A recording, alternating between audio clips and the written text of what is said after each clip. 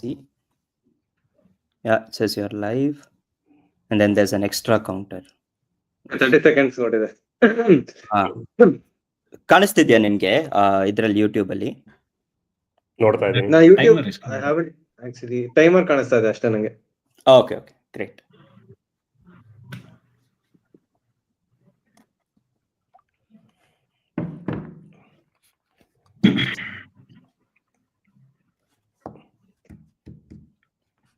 Okay. Hello and welcome to our first live on our Football Corner Pod channel. So we're just trying a different format of the show, wherein previously we used to have a podcast, and then now we're just trying out a live just to see how it would come. And I just wanted to say a big thank you to everyone who reached out to me on various comments and feedback on how I can improve the show. So this is one such take on this, and I also want to thank my guests here. We've got a fantastic roundtable conference, you can say, of sorts here today. We have Jayant, who's a diehard United fan. We have Sudhanva, who's a diehard Everton fan, and I'm sure he's going to repeat that story that he said prior to us going live on how he became an Everton fan. Because there's two questions there. One, how do you become an Everton fan in India? Two, how do you get hold of an Everton fan? So I will tell the next part of the story. Then we also have Darshan, who's joined us being a Liverpool fan as well. So thank you, Darshan. Darshan joined us on a very short notice, so I can only say thanks, Darshan. And there's a lot to speak about Liverpool as well. So it's really great to hear your perspective. And finally, Vijay joining us with his Chelsea perspective also from Germany here. So first of all, a big thank you to you guys, and thank you to whoever's tuned in to the live as well. A big thank you. And why don't we start off with a round of introductions? So Jayant, why don't you start as to who you are, what you're doing, and how you became a United fan? Sure, Hari. Thank you so much. And first of all, thank you for the invite. This is my first live stream, right? So basically, I'm from Bangalore, and the story behind how I became a Manchester United fan is something which is red. So this was introduced by one of my uncles, who's a die-hard Manchester United fan from back in the 1990s, the early 90s, where Alex Ferguson took over. He was about to get sacked. He was then rest is history, right? I started way early in 2004, 2005, following Manchester United. So I've seen the better part of Manchester United winning the big things, and to the mid-table kind of Manchester United we have right now. Been a fan for 22, approximately 22 years right now. That is That's a crazy. short I intro. mean, that is crazy. And what has also not changed is 22 years ago, the type of style the Premier League had adopted, where people were doing long throws. 22 years later, it's still in style, right? 22 years later, we still have It's the same thing. Liam Delap doing it, doing those long throws, or Coyote from Brentford doing all the long throws, Yeah. long balls. Everything is still in style. It's great. Nothing's changed in 22. Great. Vijay, why don't you give us a quick introduction as to? Yeah, sure, Hari. Thank you. Thank you for having me in the show for the second time. So it's really nice that you sent me an invite. Yeah, I've been a Chelsea fan. So I think previously also I had an introduction in your show. So let's go again. So been a Chelsea fan since 2010. So that's been like a very good 15 years. So with the ups and downs with Roman era gone. So now the Buhli and Ekbali era is looking very nice and going strong. So I think good times ahead for us. Yeah. So Brilliant, Vijay. I created a quiz also for the viewers, and for us, just to to refrain from talking about how bad certain teams are on the stream, just to get everybody excited about talking about football, I created a quiz. One of the things I would love to do is to show you all the people in the Chelsea dressing room and ask you to point out who this player is, because I have a hard time often telling who this player is that Chelsea have signed. Great, great. Darshan, how about you? A quick introduction from you as Yeah. So I'm basically from Mysore. So I moved to Bangalore around 2018. So I was not like a football fan. So when I moved to Bangalore, so that's when I started following football. So it's well. like kind of like a funny story. So I used to stay in Indranagar in Bangalore. So there was a Sherlock's pub nearby, which was walkable distance. So the like the owner of my house, like he used to work there in Sherlock's pub. He says like Mhm, the like screenings or something. I just wanted to get started something with football, so I went to the mhm, screening. So it was like done by the Liverpool football supporters of Bangalore. So BCOP we call. So once I started going there, I made a habit like going every week. So every weekend I used to go there. So I used to like for 2 years until COVID, like I made some great friends there. So uh, mhm. going there every weekend kind of like, so I just wanted to support some team, like, so okay, so I started watching football. So then since I was going there every weekend, so yeah, I became a Liverpool fan. Since then Nice. it's been like, yeah, so I still go to some of the, like if I'm in Bangalore, I still go to some of the like screenings. I last one was the City game which I went, but yeah. So yeah, so I had some like lifelong friends there. So one of my friend, like he moved to Canada, but we still discuss after loss, like, hey, what's going on or something like. And yeah, so I've been following since like 7.5 years now. That's great. So you also started during the glory era, I mean the Klopp era, so where N- Not, Liverpool yeah, also so garnered. in the sense like I knew like they hadn't won anything in 2018. So Okay, Klopp won something in 2019, right? So then, fair. yeah, so they had just signed like we had signed Fabinho, Alisson, Van Dijk in the January window. So they hadn't won anything, but like I knew like they were underdogs against Real Madrid. I knew I was following like, okay, I know Champions League final they lost badly Mm, and no one gave mm, them a chance. Like Liverpool won't win, and it was according to script. Like Real Madrid won and Liverpool mm. didn't win. So then initially, okay, they have not won the league since 30 years and they're a big team. Kind of like, since I'm a RCB fan, I'm not used to not winning, so it's like, okay, fine, let's so yeah, uh, that's kind of like, yeah, mm, my story. That's a great story as well. 2018, just to start watching Liverpool on the rise, right? They probably Yeah. wouldn't have won anything, but they certainly won that transfer window, because you ask any Liverpool fan, that's the transfer window they would point out at.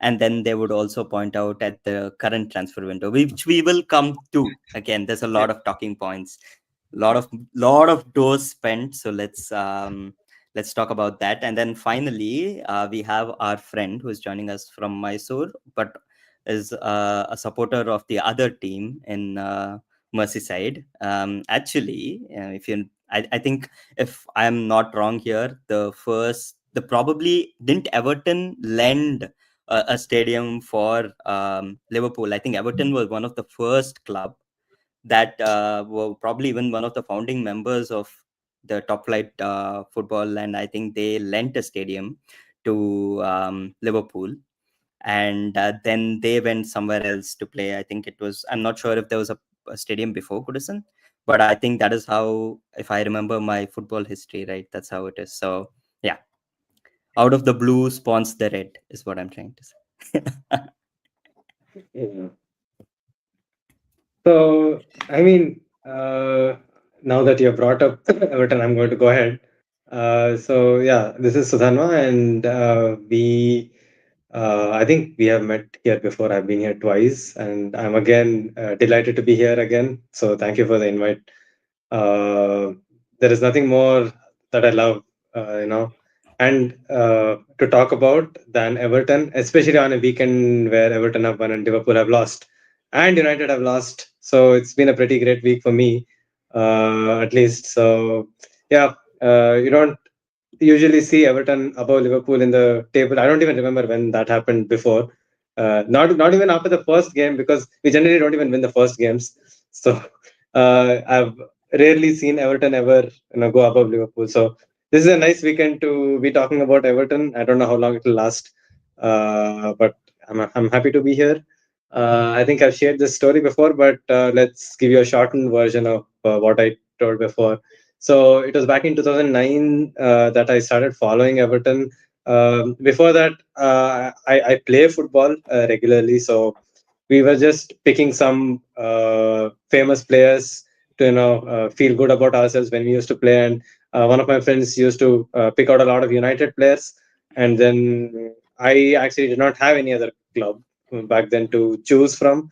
So on a random weekend, I just put on Star Sports or ESPN, I believe. I think that's where the Premier League used to be broadcast back in the day.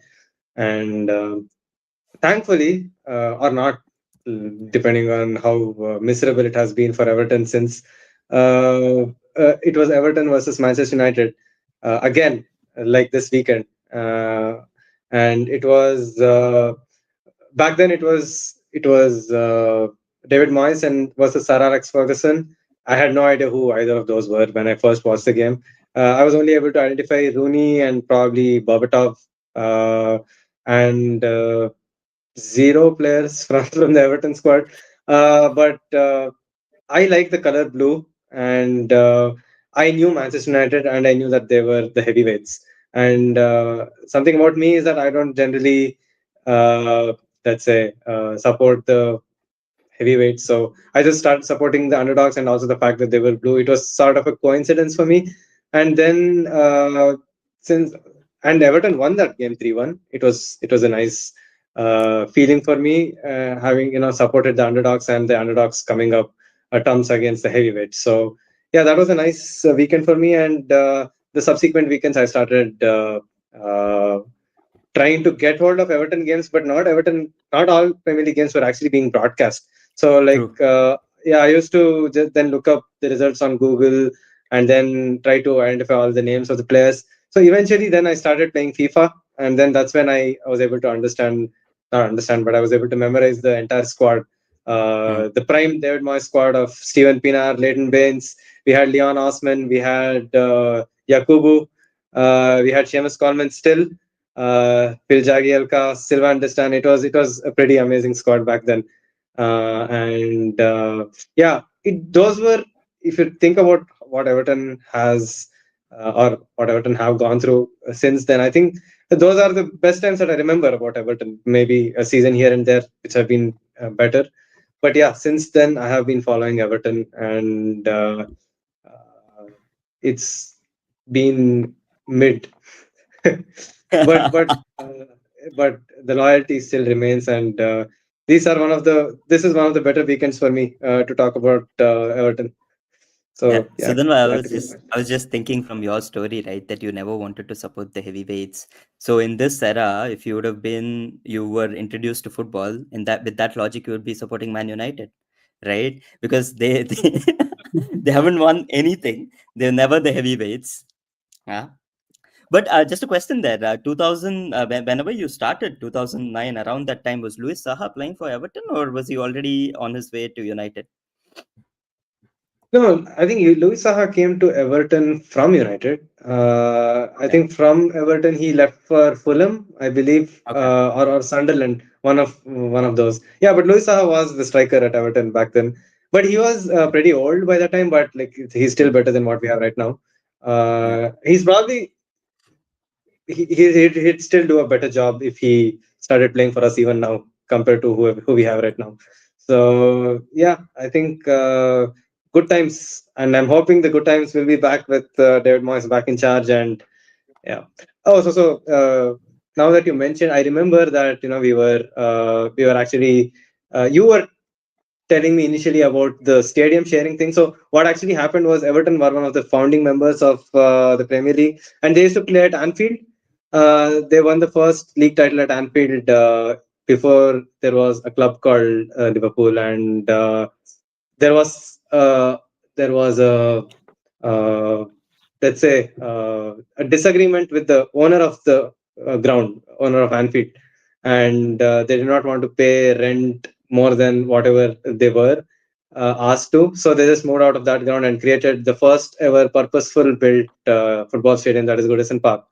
And out of that, Liverpool was born from, because there was an empty stadium to play in, and there was a club that needed to be created. So yeah, but since then, yeah, Liverpool has had a terrific record and has been trumping Everton ever since. So yeah, that's the story of Everton, and that's the story of how I became an Everton fan. So yeah, Amazing. Thank back you to so you. much for thank you so much, Sudhanva, for the clarification of that history lesson. That was brilliant. We have a couple of chats here. Obviously, Vishal is a friend of mine. He is a huge Liverpool fan. He already has made his presence felt in this chat. He says Arne something something needs to go. Wait until Everton gets relegated. There was also a comment from a fellow United fan, Himanshu, who says they will only get relegated if United play them for the rest of the season. Hard to disagree with that chat. And then Vishal, who's a huge United fan, asking a question regarding whether Anderson or Paleba, which we will take for the rest of the show. And I think that is something that a lot of us can answer, because there's a lot of good midfielders in the market, and probably Jayant when we talk about United, or Liverpool, Darshan, who's also looking for a midfielder, for example, and Chelsea, who just loves midfielders. All can give their take on that. Yeah. Great. So before we start, and also since we have some viewers, I just put up a quick Premier League quiz, just to get our juices flowing and to see how many Premier League players we can guess. So it's just I've got like 4 players, and what I did was I was very lazy, and I thought how best I could create this quiz in a short amount of time, and I managed to come up with something like this. So let me share my screen and let's see how this works. And to anyone who's joining the stream, this is our first ever live here. So there could be a lot of teething problems. And if there is, then I apologize in advance. Let's see if we could put this up on the screen. Okay, perfect. So what I've done is, as I said, I've been very lazy. So all I've done is I've gone to Wikipedia and tried to copy paste or just take a screenshot of the career of a player. And I've obviously blanked out particular clubs with which you can find the player easily. So this is a very quite famous Premier League player, as you can see, and I would like to see if you can guess who this player could be. And then, obviously, if you cannot, then I can give you some clues. So, talk to me if there's anything that you can And find or anything. Yeah, sure. is the Jen, club go ahead. Chelsea FC? He played for Chelsea FC between 2001 and 2008. No, it's not Chelsea. Not Chelsea. How about I give you the position? So this person, as you can see from the goals, was more of a left back, but at some times used to play as a left winger as well. That club from 2001 to 2008, that's a big clue.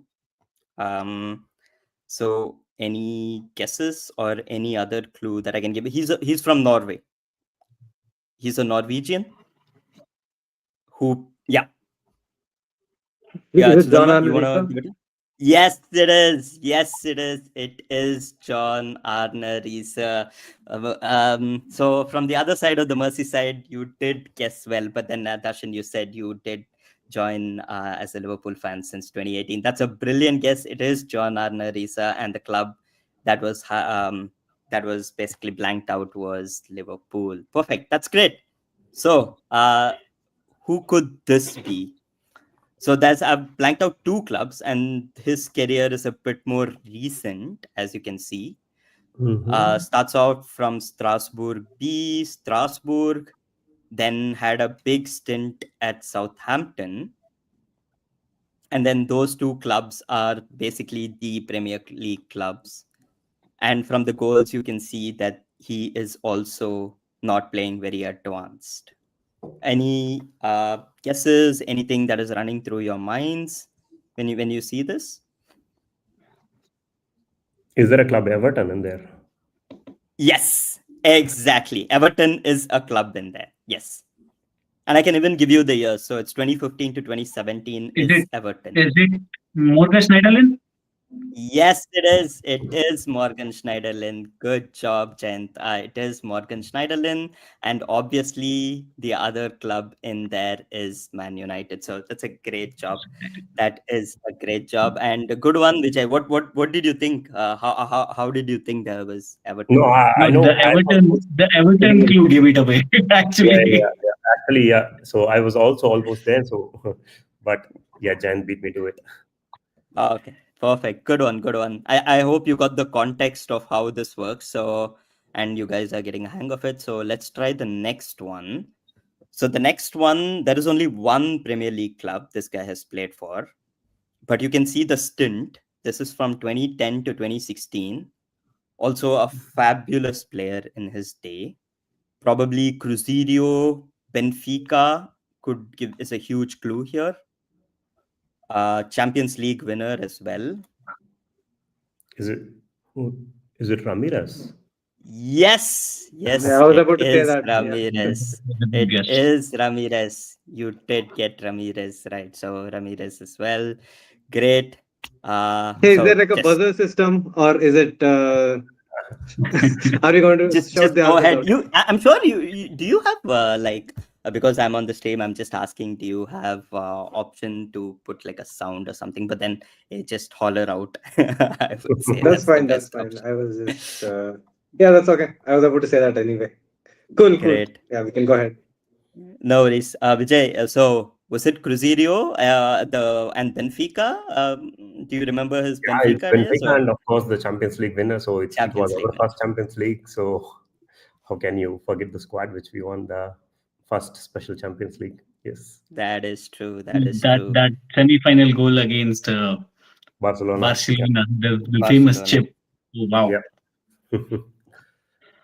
Amazing. Amazing. I think my final clue, He if danced you with the wouldn't have got it, is sorry? he Come again, danced Vijay? with Gham. So he was dancing. Literally, when Yeah. Chelsea were 10 man down and we score a goal, and everybody was so tensed. And this guy scores a chip and he starts dancing, and everybody was like, stop dancing, come, we got the job to do. So it was just too good, too good. Brilliant. Lex. So the last one on the list is a player who is a bit more recent. He's still playing, as you can see, 2025 and still playing. And as you can see from the goals, also doesn't play in a very advanced position. Lot of loans to Aston Villa. He is recently in the news as recent as last week for even preparing a lawsuit against the club that was blanked from 2015 to 2023. So that is the clue. Any guesses here? He also, obviously, the club that was blanked is a Premier League club. And he's currently playing for Burnley as well. Okay. Lawsuit. Is it a United player? Yes, it is a John United player. Fosu-Mensah? And no, it's not for Sumensa, but close enough. The other clue I can give was the highlight of his career was against PSG during COVID, where he stopped a certain prime Mbappe. And then after that, he just couldn't get a game at United due to injuries. Back four. Sure. Okay. I have no idea. Any he played with Ipswich last season also. That was what I seen 2023 2025. But if anybody from the comments can also get it, if not, and Jayant, if you have given up as well, then I can I'm go just and trying to show who think that of player is. the starting 11 who What are you put in thinking? the Parc de What are you France. thinking though? Yeah, it was was it at Parc de France? No, this is the not that game, Jayant. This is the No, that game is at Okay. the home. 2019 one, like which United one? Yes. This was the group stage match. This is not the knockout where we beat Ole at the wheel. France in, Oh, That one. yeah, this was when Ole was permanent manager, and I think Okay. this was at Old Trafford, but no crowds. And this guy basically played in out of position, or I don't know if he played out of position, but he certainly had a lot of tackles against Mbappe, and after that he basically He- didn't play. is he a defender? Yes, he is a yeah, defender. he Yes. is a defender. It's Tunzambe, I guess. Yes, correct. Uh, It is Ajay, Axel Tuanzebe. Yes. And recently he is in the news for suing a lawsuit. He prepared basically a lawsuit against Man United saying that his when he he was wasn't injured, treated. Yeah, exactly, he wasn't treated right, and he was not given the right basically the right consultations, and that basically led to whatever his career has gone through. So great. I hope that was good. And I hope we can do this every episode just to, kick in, keep the juices flowing. And I hope I didn't come up with fringe footballers. I have to say, probably Accent One Sebe was just the United fan trying to outfox another United fan, I guess, on the stream. But yeah, so let's get into the topic as well. I mean, we are like, we are here as a United fan, Everton, Liverpool, and City fan. So let's start off with what we actually wanted to talk about, which is Liverpool. Let's start with Liverpool because this is something that I've like always wanted to talk about to a particular United fan. So let me try to give Darshan. Yes, Darshan, Yeah. you're on stage. Take it away. Arne Slot and Liverpool. What Yeah. is happening? I think it's not straightforward to say, okay, let's blame it on the manager, like sack him. Like I was Hmm. online after the game, like Hmm. when we lost to PSV, so everyone is like sack Slot, like he needs to walk, like this is like embarrassing. And so it's like I would say it's mixture of few things. Like it's not just Slot. Hmm. Main thing I would blame Slot is like, w- why is he picking the same guys? Like when he knows like they are not doing that well. For Hmm. example, Konate. So Konate Hmm. has been. I don't know what happened to him this season. Like he seems like way off. Like he wants a move. He's in his last year of his contract. So I don't know. Like he wants to go to Real Madrid or whichever club he's interested in. Like he just wants to. He is not like he is the main reason like we are conceding almost from every set piece now. Like whenever opposition gets a set piece, I'm worried like okay now they will score, Hmm. because if you look at from a tactical standpoint, right, we are creating chances. And if you look at like I don't want to be like a XG merchant or something, but XG wise like it's not like okay all doom and gloom like okay we are losing on XG as well. It's so we are not clinical enough in front of goal and we are conceding like half chances as well, which would not have been the case. And Allison is a big miss if you look at from a Hmm. defensive standpoint. Like Hmm. Mamdashvili has been doing okay job, like, but we do miss Allison in goal. And the back four keeps on changing, whether it's Andy Robertson or like when we play Kirkes. So there is no stability. And right back now we are playing makeshift right back because he won't play Hmm. Gomez there. However fit Hmm. he is, like he doesn't even play like for 10 minutes as right back Gomez. So he sticks with Soboslai, or now last match Curtis Jones. So Frimpong is injured. So if you don't have like a stabilized defense, then you can't build on it. So you can't be consistent. So I would say the main turning point was for me was like the United game. So if you watch that United game, like we lost at home after a long time. That was the first game. Like even though other matches we lost were away till that point, that was the first home game we lost 2-1.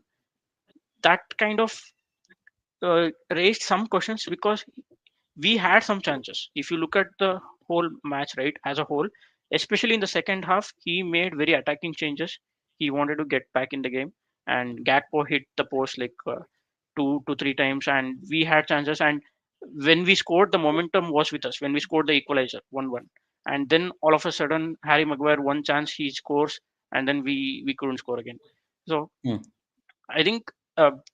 Injuries has also been part, and he has not been able to integrate the new players, especially Hmm. Florian Wirtz for. And Isak. So these are the like two big money signings we are talking about, and he has not able to fit in them, and they are off the beat. Like if you see the passing, we are turning over position very easily, like compared to last Mm, season.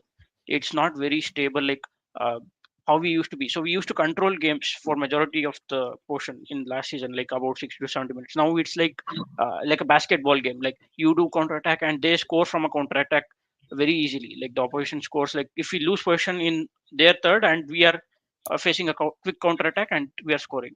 And the teams have found out slot. I feel like now they are using long throws. He's like, so he comes and says like they play the ball like 60% of the time the ball was in the air, so it was not on the mm, ground. So something mm, which he is trying to come up with, and he knows like he's not doing well. That is the mm, frustrating part. Like okay, he mm, comes out and says like uh, for the majority of the game we are okay, but whatever part we are not doing well, that is really hurting us. So we are not defending the set pieces, we are not defending the counter attacks, and we are not finishing our chances. So I think he needs to rotate more. Like he should drop, for example, a Konate or uh, Gakpo. He has been like a very frustrating player to watch, and we mm, don't have, for example, even the top players like Salah and Van Dijk. They are not at their peak. You can see like there's significant drop off this season. I would say in terms of output of Salah and also in form of Van Dijk. So he can't carry the defense anymore. Like I feel like as a starting 11 player, he's okay, but usually whoever plays next to Van Dijk, he would be there. Like he never lost at Anfield like a Premier League game. Only twice or thrice he had lost till this season. He has already lost two games this season. Like in his whole tenure, I'm speaking of. So I mm, feel there is quite of discontent in the group, like with the new players coming in, and mm, it's not working for him. So I mm, think the signing of Gehi would have been some hope at defense. Like I'm mm, not saying it would have fixed everything, but mm, we needed that. And even in midfield, he's trying new things. I see Gravenberg being way up high, man. Like he's scoring mm, goals. Like he has 2 to 3 goals. That is not his role. Like now he's playing McAllister a little deeper, and he's trying to like McAllister is also bit out of form. He is not like the last season McAllister we know. So now you have many players out of form. Plus, you don't have like he's trying new things, and we don't have the creativity from corners or like from set pieces like we had Trent. So that is whatever you can say about Trent. Like I might not like him going to Madrid, but he is a big miss, and we are not replacing his creativity. We are not mm, creating enough chances through the middle. So Isak is mm, not getting any chances. Like I watched the game, which Nunes was getting, let us say. So Nunes used to mm, get at least 4 to 5 chances, even though he was not scoring, he used to get some decent mm, chances. But this season, the service has been poor way up top, and he needs to change something quick. If this continues, like eventually he'll get sacked. But uh, I believe he's the man. But the way he speaks, at least like he understands mm, what's wrong. Maybe like let us see like how it goes. But it's not all doom and see. Anyways, we'll qualify for the Champions League next phase. Only thing is, what about the league? It's all like a traffic jam of from second to like whatever 12th. Like it's like we are 5 points behind Chelsea and they are second. So mm, it's Arsenal's league this year. Not except Arsenal, every team is losing left and right. So mm, it's not like you can say okay, this is like the worst thing to happen. Uh, I think people would say that because of the transfer window we had. So even in under Klopp, we never had this much money spent on like for so many players, right? So that is the main point people will bring up, saying, "Hey, if you are given this much, show us the results." Like um, yeah. that, Okay. yeah, yeah. Let us see. Like I think he can turn it around. Hmm. I'm not like I want to get the manager out now or something like that. He has won us the Okay. league So just now, so yeah, give him time. Like okay. So you still feel it's slot in rather than slot out because I mean you have to give him credit, right? He came in his first season. It was still a Klopp's team, and he was mm, able to bring calmness. So that is exactly what my biggest mm, like question is, and I wanted to ask this because you also pointed this out, right, Darshan? Last mm, season, he picks up a Klopp's team, right? mm, Doesn't have a big transfer window. Doesn't have almost, I would say, doesn't even have a transfer window. Apart from Chiesa, I feel I don't even yes, yeah. know who came in, right? And Mamdashvili Chiesa was was agreed last season, but he came this season. But apart from Keza, we didn't exactly, sign anyone. Yeah. exactly. So he's basically taken a Klopp's team, which was Hmm. already one of the top teams, Mhm. in England and in Europe, and everybody praised Arne. I mean, the Liverpool supporters at least praised Arne because what he did is he took this Klopp's team, which is playing heavy metal football, basketball, because that team could run its lungs off, that team could counterattack, that team could create, that team could do everything. And what he did is he brought his control to it, and it was almost like Liverpool would not score that many goals Yeah. as how it would do under a club's team, but it would do the job and then make sure that it held the match the way it is. So Yes. this is what happened last year, and he was widely successful with it, even though some of the Liverpool fans as well were complaining that you are now going away from the heavy metal football, but it gave results, which is great. Yeah. Now, cut to this season. Obviously, the next version 2 of this team is to go, and based on all of the previous success and also having not spent any big money in that particular transfer window, is to go and spend and try to probably express himself more, or try to play a style that Liverpool tries to play. And after having spent 450 million or closer to that, he's lost the one thing that he was praised for, which is control. So Yeah. that basically makes me question now that, was he the man behind all of these signings? Did you need to have an Isak, Wirtz, and who am I missing from an attacking perspective that you also ATK. got? Ekitike. Ekitike, Yeah. exactly, ATK. Ekitike. Sorry, Isak, Wirtz, and Ekitike in one window, when you could have probably prioritized the same funds for a defender that you basically went. You still wanted Guehi. It was very clear you wanted Guehi, and Crystal Palace were holding out, and it went until the last day of the window. So, do you think it is a failure of how the funds were spent? Number one. Mhm. Let's start off with that. Let's start off with Okay. that, basically. Okay. So to your question, right? So no, it's not failure of funds. You can't Mhm, just say like, okay, these are the three players we signed. Look at the mhm, outgoing players, right? So we lost. mhm, I mean, we lost Diaz. He clearly wanted mhm, out, right? mhm. And we lost Nunes, and we lost Jota due to tragedy. So Yeah, out of the front six, we lost like three players, which we had correct. last season. So you need to replace that with quality up top. And we brought in like, okay, so now actually two players in the front three, and Words is more of a number 10, if you say. So now you had five people for three positions, and you have Words behind, which was like a Soboslai position usually. So one thing I would say is Gehi, it was like a here we go, and then at the last moment, uh, they whatever happened like due to Glasner, it didn't things didn't work out. But the funds, I think you look at the net spent, which is the term which would be more right. So what is the sellings? So we are I think second to Arsenal. So Arsenal spent even more if you just considering the net spend. So we had to sell many players. We sold a centre back Kwanzaa. We sold uh, Harvey Elliott. So we sold our second goalkeeper Kelleher. We sold like very good backup, I would say. Even though they're not starting, I think they are very good backup. And Jota is a very big miss if you look at from how our season is going, because he's not an out and out number nine, which Isak is. And Ekitike to some extent I would should praise him because he has been doing well. He's like the only like bright spark up front this season at least. So he is doing well, and I feel the spending is not an issue. Like whatever we Mhm, spend on, because see these are the players who won the league. They know how to like move forward.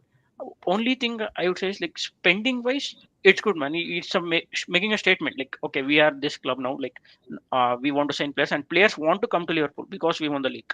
If we didn't win the league last season, I don't think Words is coming or Anisak is like so eager to join us, right? So even striking, and the last moment signings did hurt us a bit. Isak didn't had any preseason. Like he was basically locked out with Newcastle, and with lack of minutes, he joined in the last deadline day. So that also hurt us. McAllister didn't have any like pre-match training because he was injured. So it's kind of like signings were good, but the time he's taking to get the things going is, even though initial games we were winning, it was like last minute winners. Like first 5 6 matches which we won, it was all like added time goals or something, Yeah, you were lucky something like that. basically. Kind of, I would say. So it Yeah. kind of balanced out. Where some of the games we lost, we should have at least got a point or one. So it kind of balanced it out. So from that perspective, I think the string of results which you see in only the 2 months as a results, if you see, it's bad. But performance, I still feel they are improving. I think he needs to do it quickly. We can't wait now. So since the money involved is big, like now fans expect like a quick turn of events. Like no, we want to. How can you like now go from like, okay, you're in losing state, just stop the bleeding, just get something on board. Like uh, Hmm. go back to basics, keep hold of the ball. He's not even playing Endo this season. I don't know what happened. Hmm. We used to have that control whenever we are 1-0 up, and major thing is we are conceding first every game. So before we used to score goal and we used to control the game, we are not going for more goals. Now since we are already 1-0 down, like since start of the match, like in 10-15 minutes we are 1-0 down, and we try to he tries to overcompensate. So he tries to take Konate off, bring in extra forward, try to like 3-3-4. He said in the last game he's playing 3-3-4 with three defenders and one who is not even a defender playing as center back with Grandberg as a makeshift center back. So he's trying a lot of things because of the pressure. I think he's succumbing to pressure. Like, okay, we need to turn it around quickly, do something, and he's making those errors. He's not Hmm. following the template of last season. But you should give him credit for last season because Granberg wouldn't have been the player if it wasn't for Slot. Like the way he turned it around for him. And Salah, he made a very technical decision, like tactical decision to, like he made Salah stay up front so that he wouldn't have to run a lot last season. So he was getting more delivery and his output was very good. This season, his output is not good. Even though Salah is coming back, it's always important to have that right side triangle, like your right back and your right sided midfielder and your right winger. Now that whole triangle is messed up. Like you, one game Frimpong is there, one game Bradley is there, and one game Sobosla is there, and the midfielder is not constant. So he is not having that overlapping run like Trent used to do, for example, for him to give and go and have that scoring opportunities as much as he did last season. So there is a few things, but he needs to sort it out quickly. I wouldn't Hmm. say like signing. I wouldn't blame. It's not about the Hmm. spending. Like we Okay. have concentrated, uh, Hmm. but I think on a tactical standpoint, he needs to do better. Hmm. That's a I mean, that's an interesting take because I spoke to a couple of Liverpool fans and they clearly felt that the funds could have been channeled in a much better way because they questioned whether getting Isak and Ekitike was the best use of the funds. But coming back to what has always worked for Liverpool and also Vijay, Jayant, and Sudhanva, please feel free to jump in and what you think could be improved at Liverpool. But my point is, what always worked at Liverpool is a very well-oiled system. At least for me, it was. And even that transfer window you were talking about, Darshan, the one where they got Fabinho, Allison, and Van Dijk. I think the not Yeah. Van Dijk was it all in one transfer window, right? The No, Van rest Dijk of was the in the team, January one. Yeah, Yeah, Van but Dijk yeah, okay, was in January transfer window. yes, correct. Sorry. So basically, the one where they got the Allison and Fabinho and Van Dijk. I mean, if you put yeah, together that one, this thing, the rest of the team was working like like a well-oiled machine. And any new player, that is what I always had.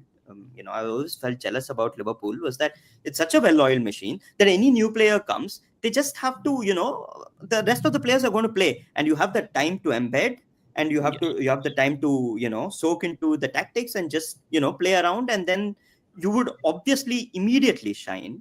Now what has happened is the mainstays of the team, Van Dijk, who I'm guessing, and sorry for this, but I the penalty thing against PSV, I'm guessing he's getting private lessons from minority stakeholder LeBron James, because that was literally he's up with his hands as a basketball player almost. So I mean, Van Dijk is not having a great season. Salah, as you clearly said, Darshan, he's it reminded me of Rashford. This is what people were doing with Rashford at Man United, where the manager used to say, "Don't run back, you stay ahead of the field," and that basically made it look to the fans that he's not tracking back. He's there ahead and facing a similar position where he didn't have a full back basically, and Konate is looking like a shadow of his former yeah, self. his head was turned going into Real Madrid. Today, Real Madrid have come, I think today or yesterday, Real Madrid have come and said, we don't want Konate. We are not going to go for Konate. So that leaves Konate in, and I don't know what position, because he was looking at Real Madrid. Now they don't want him. Is he going to sign his new contract? So the mainstays at the team are a big question mark. And okay, then Slot thought, okay, fine, the mainstays are getting are aging. Let me now bring in this new blood and try to energize this squad. And I would say almost none of the new signings have embedded well, except Ekitike. And unfortunately, I saw Ekitike being injured in the Champions League match, Yep. so I don't know Yep. how long he is off. So there is like, and Wirtz, for example, I mean, Vijay and I have had the opportunity to watch Wirtz in Bundesliga, and I'm not. This is not a commentary of how poor Bundesliga is, but when I watched Wirtz in Bundesliga, I thought like, and when he went to Liverpool, my heart sank, because I thought this guy, he's going to tear the Premier League. Like, this is like nothing I have ever seen. He has all the aspects in him, and somehow it's not worked for him. He's just getting bullied left, right, center, bullied. He's still doing good for Germany. So Yeah. Yeah. Nagelsmann came out at the press conference and he said the manager doesn't know to use him. So it's kind of a direct attack on Arne Slot. So No, I kind of agree with Nagelsmann. Like, so if you look at as him as a player, like he's way intelligent, like his passing and everything. So it's just like the team not reacting to him. Like you need that players making those runs to like to make him right. So he should have assists. Like he made some great passes which were not converted. It's not his fault. Like it's not working out. I see sometimes like the players take time. He's still very young, 22. So even though this season will not go well, like he has like a bright future. I feel like even Mm, Fabinho, like you mentioned, right? So Fabinho was not a regular starter when he started like in 2018. He was slowly like uh, embedded into the team, and then he became like he was one of the first names in the team sheet. Like he was like a sure shot starter. Like he became world class like as a defensive midfielder. So I think he now uh, along with mainstays, you are changing the core of the team itself. Like you are bringing in 4 or 5 starters, not backups. Like what Slot did was like he's bringing new left back who start, new right back. He didn't alternate between Robertson and Kirkes. He always preferred Kirkes. Like until we started losing, and then he had to bring back. And by the way, the both games we won, Robertson was starting. mm, Like against Aston Villa and against Real Madrid when we won, Robertson was the one who started.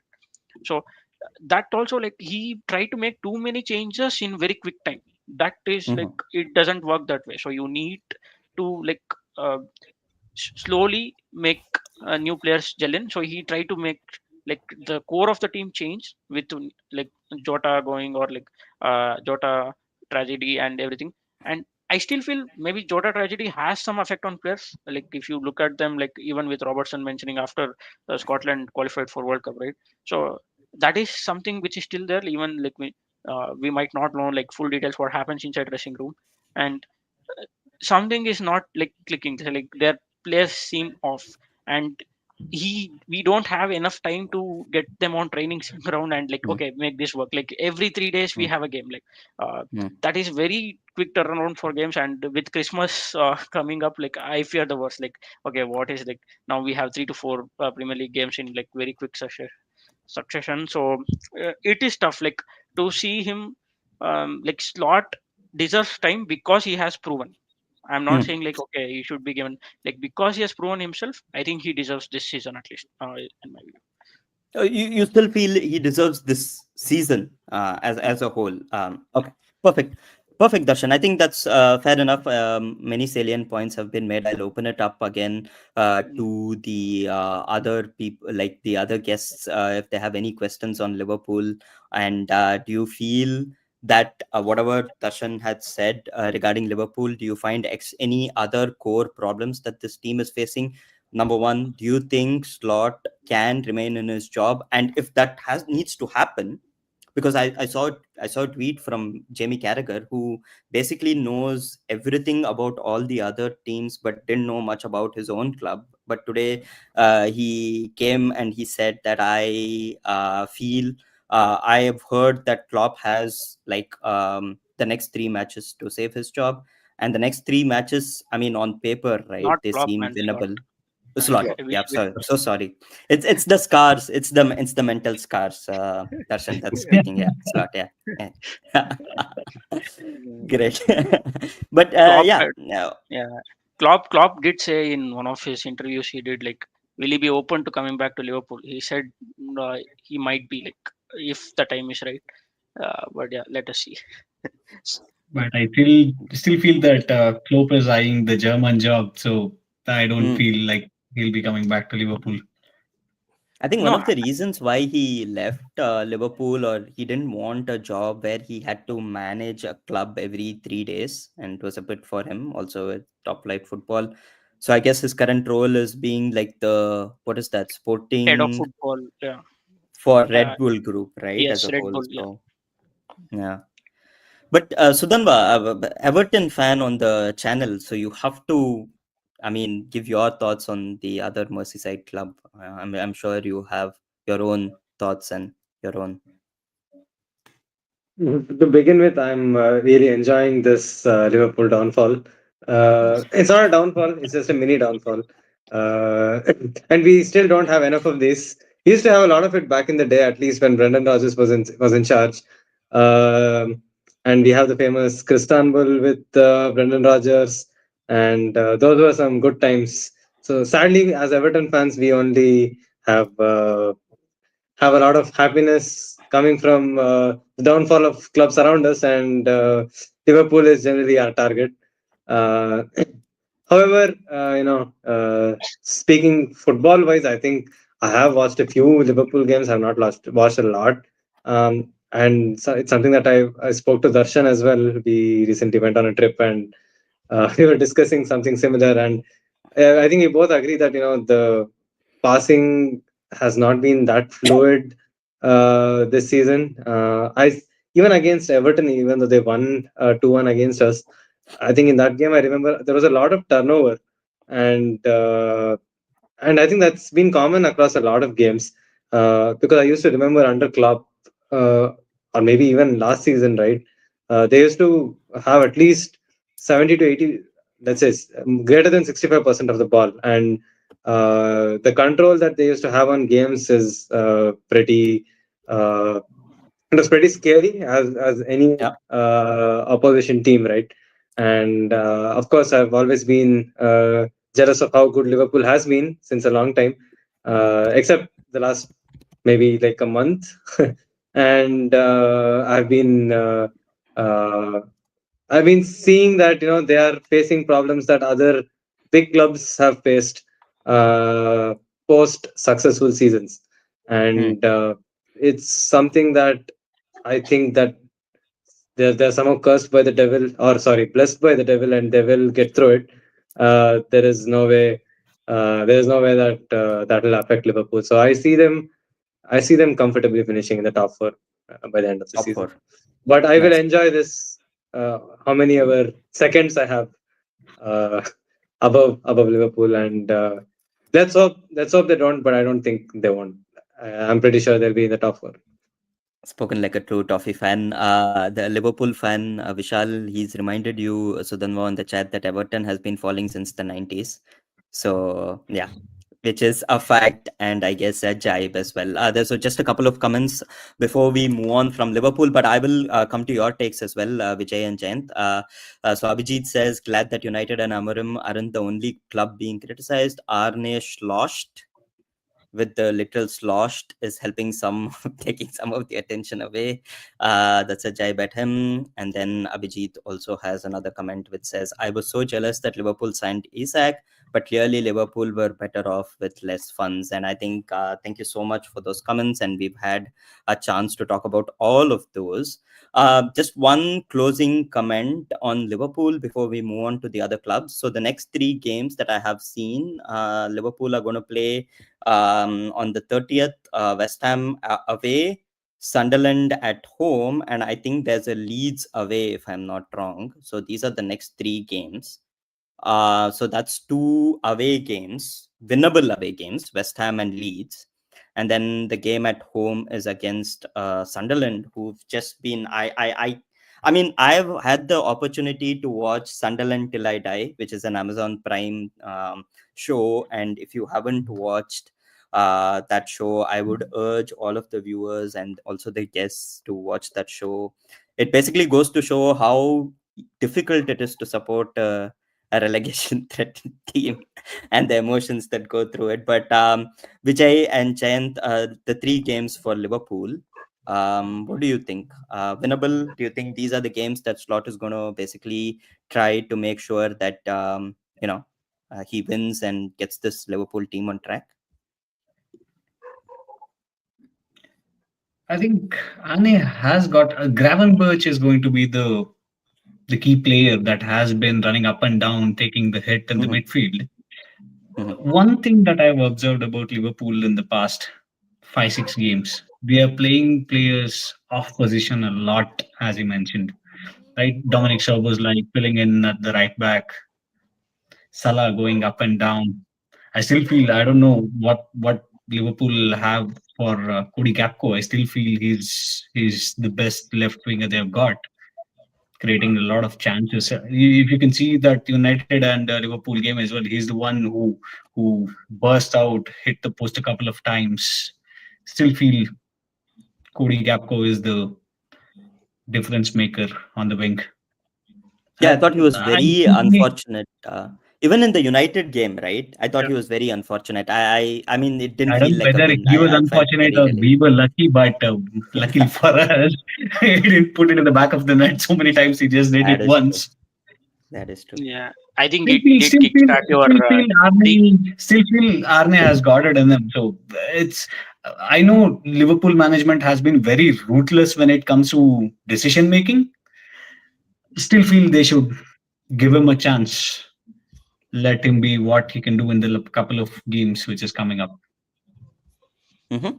Perfect. So this Then is we are all. the Manchester United fan, basically defending a Liverpool manager. I I know think. people I in mean, the chat question are is really like, deep. would you take slot at United? Like, No if way, there's, man. No way. Not in a million I years. mean, Sorry. not that he managed Liverpool like a slot like coach. I'm just saying. Uh, Basically, Arne Slot coming from a Dutch background, and we've seen more of a similar system with Tenag as well in the last 3, 4 years. So no, what is problem at United? Is it like all the head coaches coming in have not worked, or like is it the whole of system above it's is it's not? basically it's basically the pressure which comes with the job. I mean, it just can't be the pressure. I'm sure there is pressure, like, but above, like structure above the manager is what is calling. I mean, you do spend a lot. I don't know, like it's not like you guys are not spending at all. Maybe compared to Manchester City, you guys are very close in spending, at least in net spend. Like, what is the main issue? Like, whoever comes with a good resume, it's not like you're picking. Apart from Solskjaer, like he didn't manage anything. He just joined because of some results in the interim. But I feel like there is a lot of potential, but somehow like some players always start. Like when I see few players like Rashford But used to, if still, Ole Gunnar Solskjaer still you say Ole Gunnar Solskjaer came in as an interim because of certain wins, and we made him the head coach. Still, his full season, his first full season is one of the best seasons that we've had in the last 10 years, scoring 80, 82 odd points. It was an amazing season, I would say. If not for City being ruthless, going on and like scoring 90, no, 95 no, no, points, not it would have been 82. a United. No, it was 72. Sorry, so I like it was the 2021 the COVID season. So it was like City were too good. Like they stopped like winning every game because it would doesn't make us a difference. Like from second to it wasn't much of a league that year. Like we fall off due to injuries. We had pretty like after Christmas we were so badly so lost 6 home games. We lost to Everton home that season. Like even though no crowd were there. Like so I don't count that season, but at least from like a winning standpoint, I think Eric Ten Hag got the two like trophies like each season at least. Uh, Of you course. have the Of big course. name like something which like even Arsenal. Look at Arsenal, like they still like second. Like at least what does Arteta have from apart from the COVID FA Cup like 2020? Like he came in. without fans even, then like You yeah. call it a COVID FA Cup. Do you call it a COVID EPL trophy as well? We won the league before the COVID started, man. Like Sorry, I took a little bit of the opportunity. No, So no, it's good no, I banter. get It's good that, but banter. yeah, people call that COVID Premier League. I don't care. Like we got yeah, 99 you leagues. just call the FA Cup COVID FA Cup, so it means it goes for the EPL as well. So yeah, Yeah, I think so as well. I just think it's just the Paul Pogba black magic effect that all of this is happening. I think that's the root cause of United's problems. If you go back enough, it's probably you need to have a chat with Paul Pogba's brother, I guess. Or I don't know. It was something related to that, as far as I remember. Uh, the big rumor is that they've No, buried a I hyena feel in the middle of Old Trafford. to be very honest, my take on Paul Pogba is that exceptional, world class player. But at the same time, I feel like how much ever good the player is, it's not worth the stature of Manchester United. It's not worth having someone who brings in such a drama into the club. I don't know who the background, I mean, like backroom leak is from Manchester United. Basically, that has been the United problem from the past 2, 3, 4, 5 years. The backroom media leakage, the people saying certain player is not uh, gelling with the manager. Things are not between good between the manager and certain players. Paul Pogba, yeah, of course, he's been thrashed on social media for sometimes. He's been a world class player in 2017 and 18, getting four. I don't think it has happened anytime recent where a player in a Premier League game has four assists in one game, right? But I still feel no, not worth having so much drama and negativity around the club for one particular player. Really sorry. I I think don't know. People in the chat are going to hate me, but that's a honest take No, from my no. end. I mean, as a fellow United fan, I can say the same. I think you like to have such players, right? But then the drama that comes with it is, I think you can do away with it. But I think that's a great segue also to talk about United. Darshan, let me just quickly bring up whatever I had regarding United, and if let's see if Jayant has how to say any answers to what Darshan posed as to why managers at United cannot get the job done. So it's the 1 year anniversary of Amorim, and what a anniversary it was. It took a David Moyes who has not won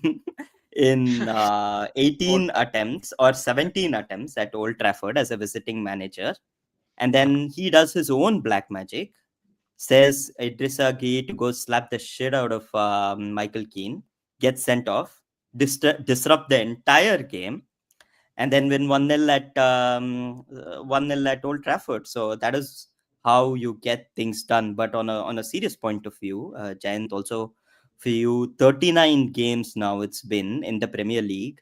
12 wins and 18 draws with a win percentage of 31%. I mean, as much as you can say 5 wins and this guy, having grown his hair, and I hope it's only his hair on top of his head, the United stand guy.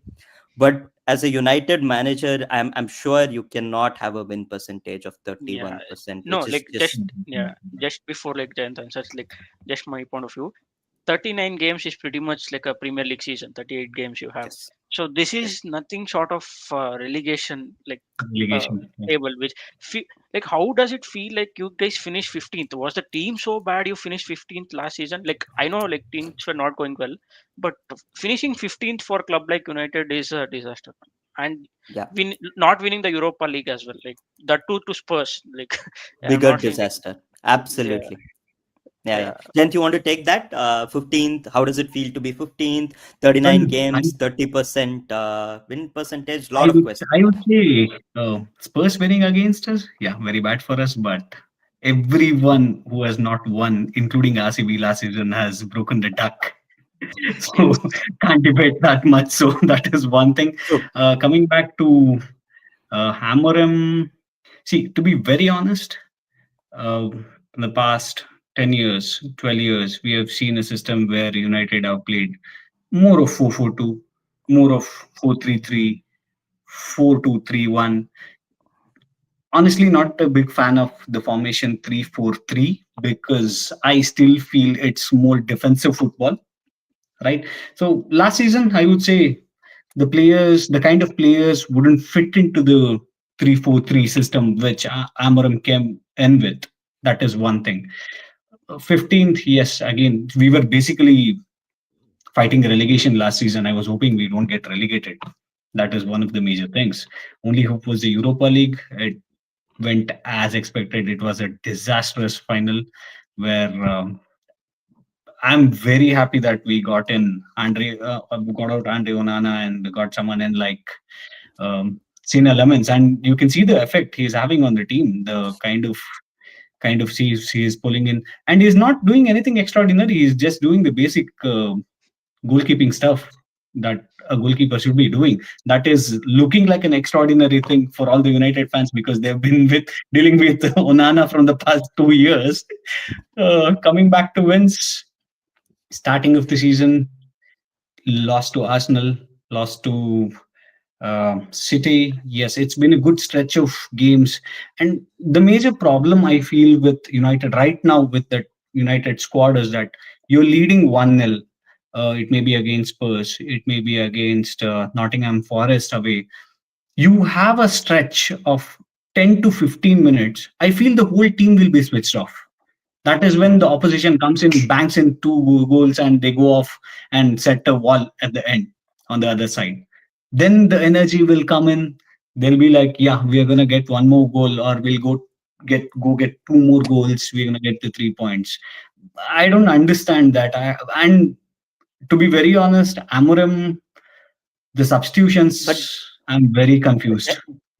Jayant, Yeah. just quickly jumping in there because you said that, right? And I, as United fan, also have seen that many times where it's just like sometimes I feel that these players have never played, like, they you put 11 players on the field that they've never played with each other. Number one. Number two, the switching off. So do you put that on the players or on the manager or both? Because this is happening way too many times. I mean, with Everton, and I don't know if everybody watched this match, but I mean, Sudhanva, I'm guessing, has.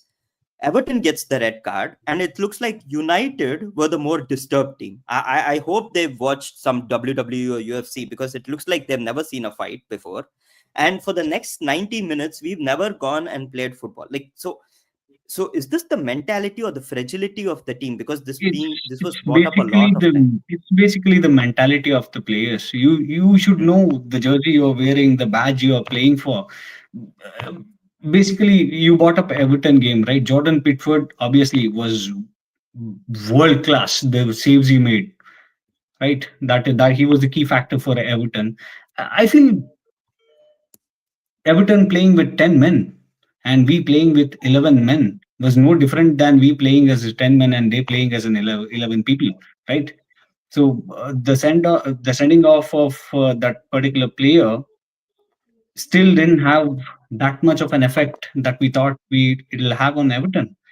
They defended pretty well. They They even went played away. better. They started playing better. They, Like they that started was playing the thing. better with 10 men. That's one of the major. I was surprised to see the body language of the United players playing on 10 against a 10 man Everton team in home at Old Trafford. Oh, that Yeah. was horrific to watch. But what would you say, Jayant? I mean, Vishal makes a really good point, right? He says you have lost players that bleed Man United, and that basically aligns with what your point said that the body language you are playing at home, and it was just lost. So, but coming back to the point of Amarim, you brought out that you said, he plays defensive football, and you talked about the system. I have a different point, and Sudhanva, Vijay, and Darshan, please feel free to come in on this. The system itself, which when played as a 3-4-3, is not as defensive because we saw Conte play at Chelsea, and he Yeah. played it as a 3-4-3 with two wing backs, and with the two wing backs were literally like wingers. Like we had Alonso, if I'm not wrong, and Victor Those are Moses, Moses. right, Yeah. Vijay? Yes. Exactly. And we see the system at Palace where Yes, it's a bit more defensive at Palace. But what Amorim does is he plays a 5-3-2, and he played this 5-3-2 at at Old Trafford against a 10-man Everton. That And that this that is is my one of the biggest major issue. key factors, Hari, as well, because when you're playing a 3-4-3 or a five at the back, the wing backs, they have to do a lot of up and down. That is one of the Hmm. major factors. And I feel that no one at Manchester United as a wing back is doing that currently. Ahmad Hmm. is more of a right winger. Diego Dalot is half and half. He's I don't know. I don't want to comment about Diego Dalot. Some days he plays like prime Cafu, and the next day, who do I want to compare him with? I Half don't Vampers. have words. Kafu. He's basically a half footballer, half cousin of Amorim, according to some journalist who Yeah, went yeah, down he's the lineage related to and Amaral. said that he found out that he's a cousin, he's a far-fetched relative of Amorim, Basically, and the that's why. consistency is a very very key factor for United, because having a season where you basically eyeing a top four and you have the opportunity to go out there and achieve it, you got to be consistent about against the mid. Not say basically we are a mid-table team as well right now looking at the stats. So looking at the number of chances that are being created. We have bought in Cunha, who fits nicely into the system. We have bought Brian Mbomo, who fits nicely into the attacking midfield system. I still feel we haven't got the legs in midfield. Casemiro is good for 50 minutes, 55 minutes at the max, and I would say people here would agree with me as well. He's not what he is 6 or 7 years ago, what he was at Real Madrid. He hasn't got the legs to track back, make those tackles. I think the Vijay would agree with me. The tackle he made and took the red card against Chelsea. Yeah, Absolutely unnecessary. You are 1-0 up, you are 2-0 up. You are playing against a 10-man team. Of course, Chelsea are a very good team. And when it comes to standards, United losing to a 10-man Everton at Old Trafford, and in the same week, Everton, the Chelsea going out and smashing Barcelona 3-1. That's 3-0. that's that's 3-0. Sorry, my bad. So 3-0. That shows you the levels of the club. No, for me, Amarim is doing a lot of very basic mistakes in United. First of all, Bruno Fernandes, who is probably your best player on the field, is playing out of position in the center midfield. That's such a rookie That's mistake. not just that's not only Bruno, Vijay. That's the Yeah. biggest I mean, problem. My that's the second big most basic problem. part I'm saying. It's like Yeah, Bruno is the best exactly. player, attacking player, and you put him Yeah, in center midfield. yeah. So that's But No, ridiculous. Vijay, you look at that team. where would you There is put a him on a three position four for three Bruno. system? Yes, exactly. There you can't put him on a 3-4-3 system. Put him as an attacking eight, and next to Mbumo, who is playing on the left side, and then you play Cunha as a nine. Other you Cunha or Sesko, you have to one of them you have to put them on bench because, and you have a player like Meno who is sitting on bench for nothing. So put him as a midfielder. So it's so basic. Like, what does he have against Meno? Like, he doesn't start him. Or, I mean, the issue with he again goes back to the system, Darshan. He's saying if Hmm. I need to have two midfielders, he wants two midfielders to cover lots of ground, Correct. lots of grass, needs to be agile. But the two midfielders he's playing in those positions is a out of, like, I don't know, he's almost closer to his retirement Casemiro and a Bruno. And I'm telling how much it pains the point that Vijay made. We are chasing the game at Old Trafford. 5 minutes to go. Bruno is closer to Lemons than he's closer to Pickford. Yeah, And that's this ridiculous. is this is ridiculous. And it's what I'm trying to say is it's not just the system. You can have a system, but how many players are because of the system playing out of position? It's insane. Like, it's such Yeah. simple things, like how Vijay said. I think he nailed the point by saying lot of rudimentary basic mistakes. Basic It's mistakes. you can't nail the system and then make players to play. Okay, fine, if you have done that, you should go to the transfer market and get particular players who can play those positions, number one. And he's in a very difficult place because at United, in none of the managers have played the system. It's going against the tradition that way. It's going against the tradition of never playing academy graduate. So we've had this like insane history of having academic graduate in our starting 11 or with the bench as well since forever. For like, I think this is a history that spans like over, like Just if I'm go not back wrong, to 100 years or something like that. days. Exactly. And you have a player like Menu, and when I see players like Wharton, Anderson, and all these youngsters who are doing so well for their teams, and a player like Menu sitting on the bench because of the system and the fact that we don't play Europe, this is just atrocious. I mean, that is why I do harbor, I mean, as a true fan, right? And again, Darshan and all the fans can, I think, echo my sentiments. Where as a true fan, you really don't want the manager to lose his job, right? You always back the manager until the end. But there are some really, when your manager starts making rudimentary mistakes where you don't need to be a tactical, you don't need to be anything. As a fan who's been watching your club, you've been seeing it for so many years that you see so many mistakes, then you start to question things, as to when it's not Yeah, working out. I think one of the thing was like he plays 3-4-3. Like whenever someone asks like whether it's time to change system because you don't have the personnel for that, clearly he doesn't have like a midfield. Like the midfield two are the most important like positions. If you are playing 3-4-3, like you said, you need to cover a lot of ground. You can't do it with Bruno and Casemiro as the double pivot. You needed some Baleba or Anderson, like some energetic midfielders have to play that system. If he knows that, and if he needs to score a goal, like you are down in a match, and he's doing the leg to leg substitution, like he's bringing center back, like Exactly. so like as a sub. Yes. So that like it kind of frustrates as a fan. Like I'm sure like it will frustrate. Like why is he doing this? And if someone asks, I've seen him like being like, this is the way I play. Like this is the only thing I know. I am not going to do anything. Like if they don't want it, the management will have to change me. Like I'm like this. Like I won't change from my side. Like take it or leave it. So that attitude kind of doesn't help, I feel. uh, Yeah. Basically, what I feel is when it comes to midfield, you need two Federico Valverde kind of players to play in place of Bruno and Casemiro. I think you And need like a adding to Declan Rice, or like Declan Rice, that for would how work we as do well, that. right? Yeah. Yeah. This To is a and very good match.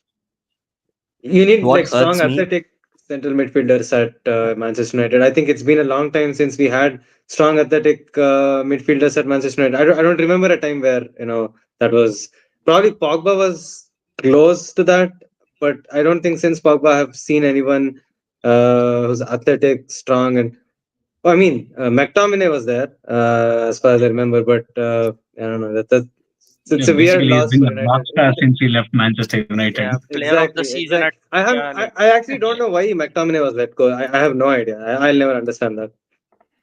don't worry, Sudhanva. We as United fans don't understand. I mean, even Ten Hag, just to quickly finish off the United segment, Ten Hag famously said he didn't want McTominay to leave, but because McTominay came from the academy and we needed to make PSR, like we need to make space in PSR, That he was was basically a one of the pure reasons profit he was for let us. go. Yeah, that Yeah, was one of the yeah, reasons. he was one of the we had to let go of an academy this thing. And at that time Menu was, again, McTominay was not being played in his preferred position and was let go, and you can see how he's prospering at Napoli. He looks like a damn, he's what now grown his hair, put it back, looks like a mafia don in Napoli, enjoying those San Marzano tomatoes. He's changed his diet, he's now stopped scoring normal goals, he's scoring only overhead goals. So Yeah, that's bangers. the career arc he's we the have on the MVP, man. man. He is the MVP watching a of Syria. watching a Scotsman performing so great Yeah, at Italy, in Italy. I don't think there has ever been a Scotsman who's gone to Italy and performed that well. yeah, I can't remember a I don't single know. Scotsman who's done He's that. in the I don't Ballon know. d'Or, man. Like I don't know what Yeah. number he 19th, finished. Yeah, 19th, like I think. If I'm not imagine wrong. like 2 years back telling McTominay Yeah, will win Ballon d'Or McTominay. after watching him at And United. they love him. And they love him, right? They love him at Yeah, Napoli. He's embraced the culture. And I'm sure I also heard some Neapolitan pizza joints have now added haggis That's basically the sheep that they have in Scotland, Highland Scotland, in their pizzas. I think he's taken the. But good things come to those who, I think he's always been, even at United, I think he really played like he cared, and it's really nice to see him do so No, well. he had And that that's the. passion. You can see him play. Yeah. And just Yeah. adding to the United segment, I just read somewhere that Delict is injured. Oh I don't my know God. how that is going to Horrible. affect Martinez coming in and Delict going out. I really It's a forgot that disaster. Martinez was still at United. Yeah. I haven't seen the lad in a long time. Yeah, it's been like 300 But plus don't days worry, we that have he's one out. more player who you would really think who's not at Manchester Yeah. United. That's Tyler Malacia. Oh damn! Okay, Even we have forgotten him. I remember Amok had started a rumor that he had been kidnapped Why Amok? in the group.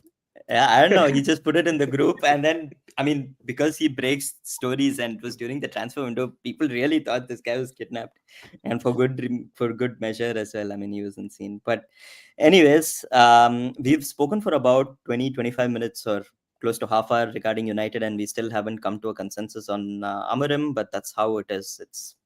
Yeah, I've made my thoughts bare, and I guess Jayant has in so many words as well. Let's quickly move on to Chelsea now, before we then round up with Everton. And let me bring up Chelsea quickly.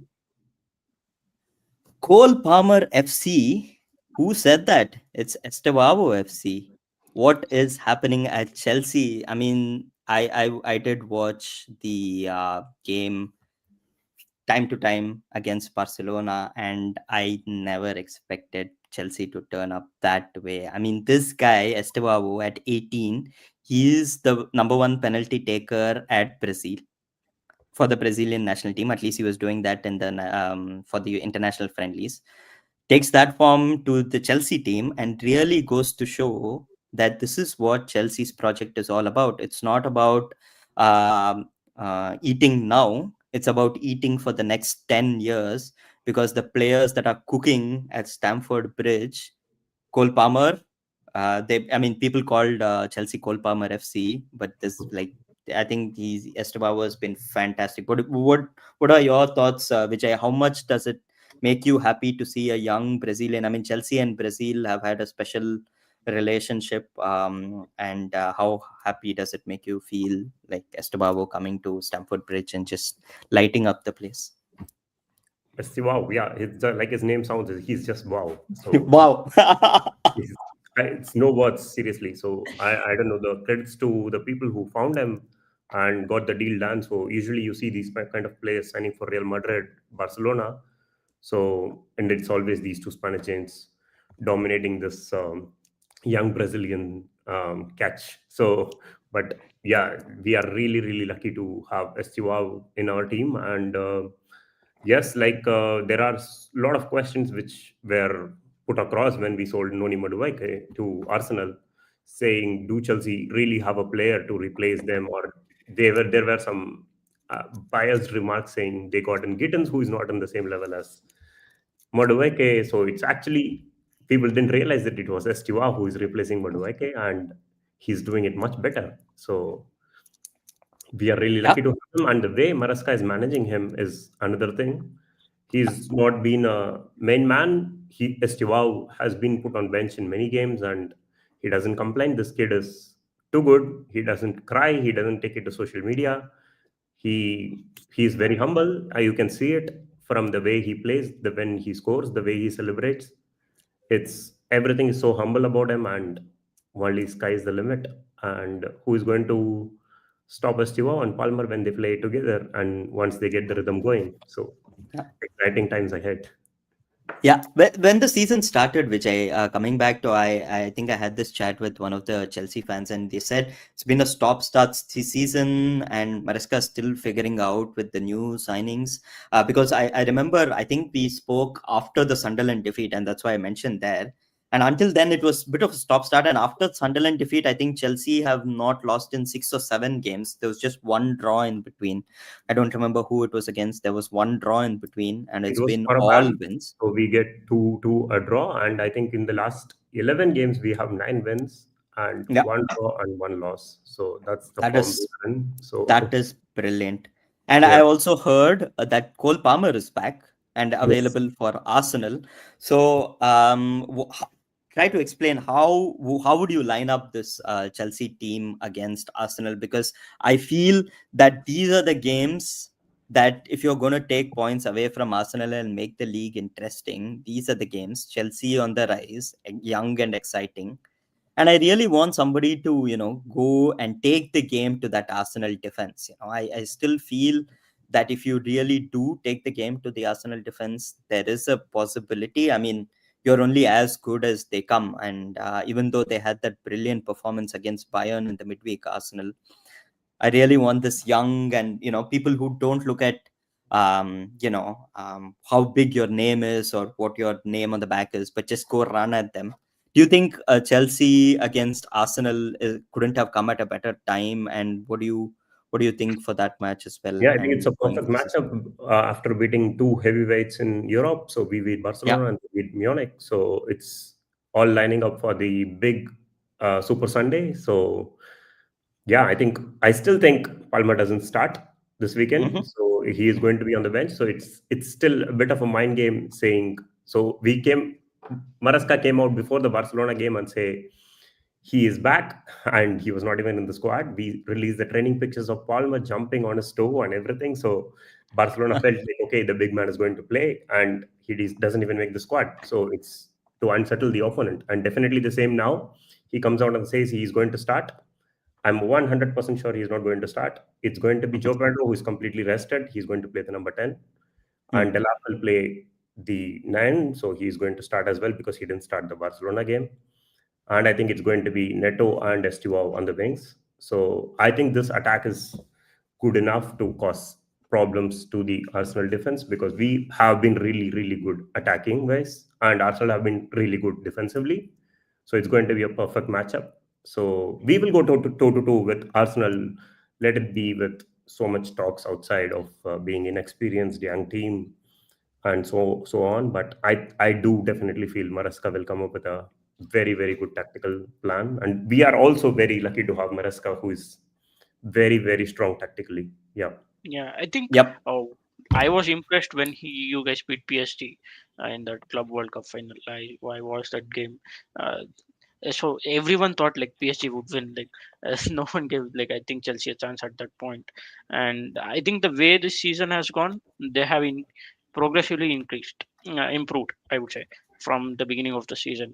Even against our game, it was a close match, but I think Estevao came in the end and he scored the winner.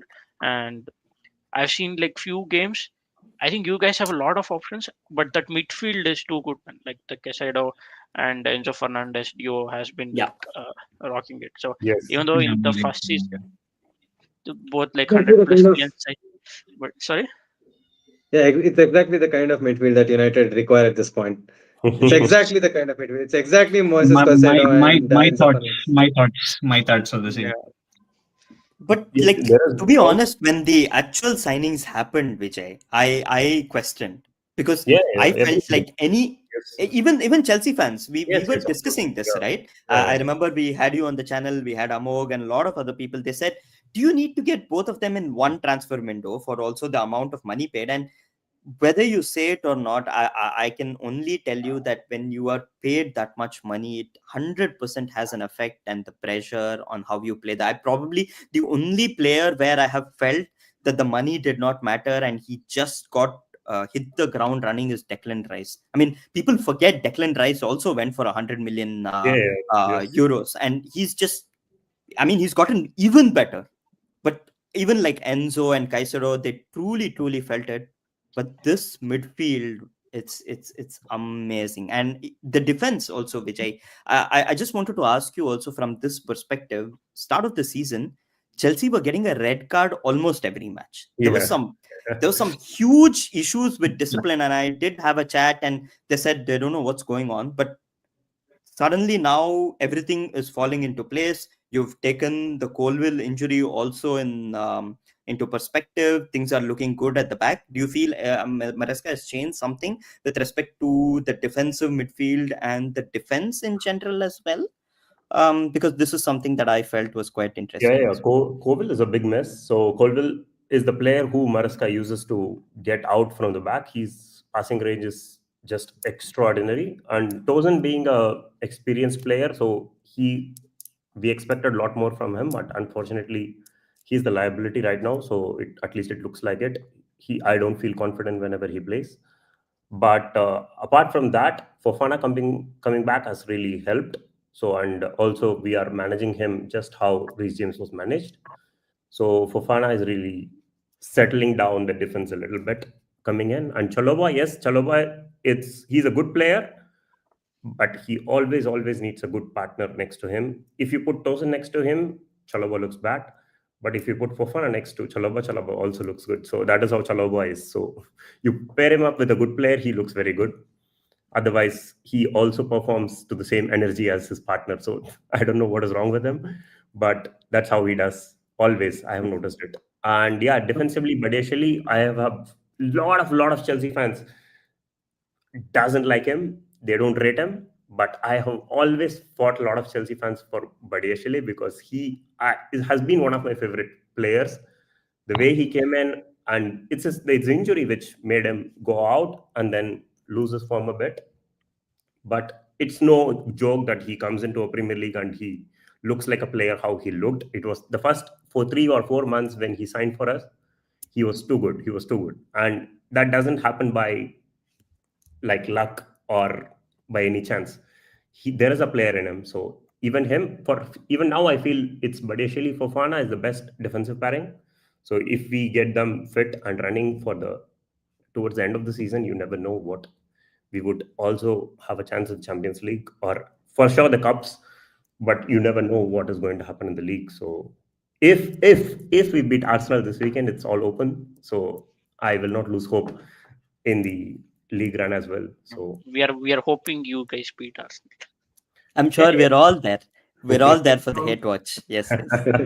I have to admit, all the names that Vijay mentions, right? It's so amazing, and it makes me so jealous and impressed at the same time with the amount of players that Chelsea have, and each one replacing the other, whether the player is out of Yeah, form or whether yeah. the player is injured.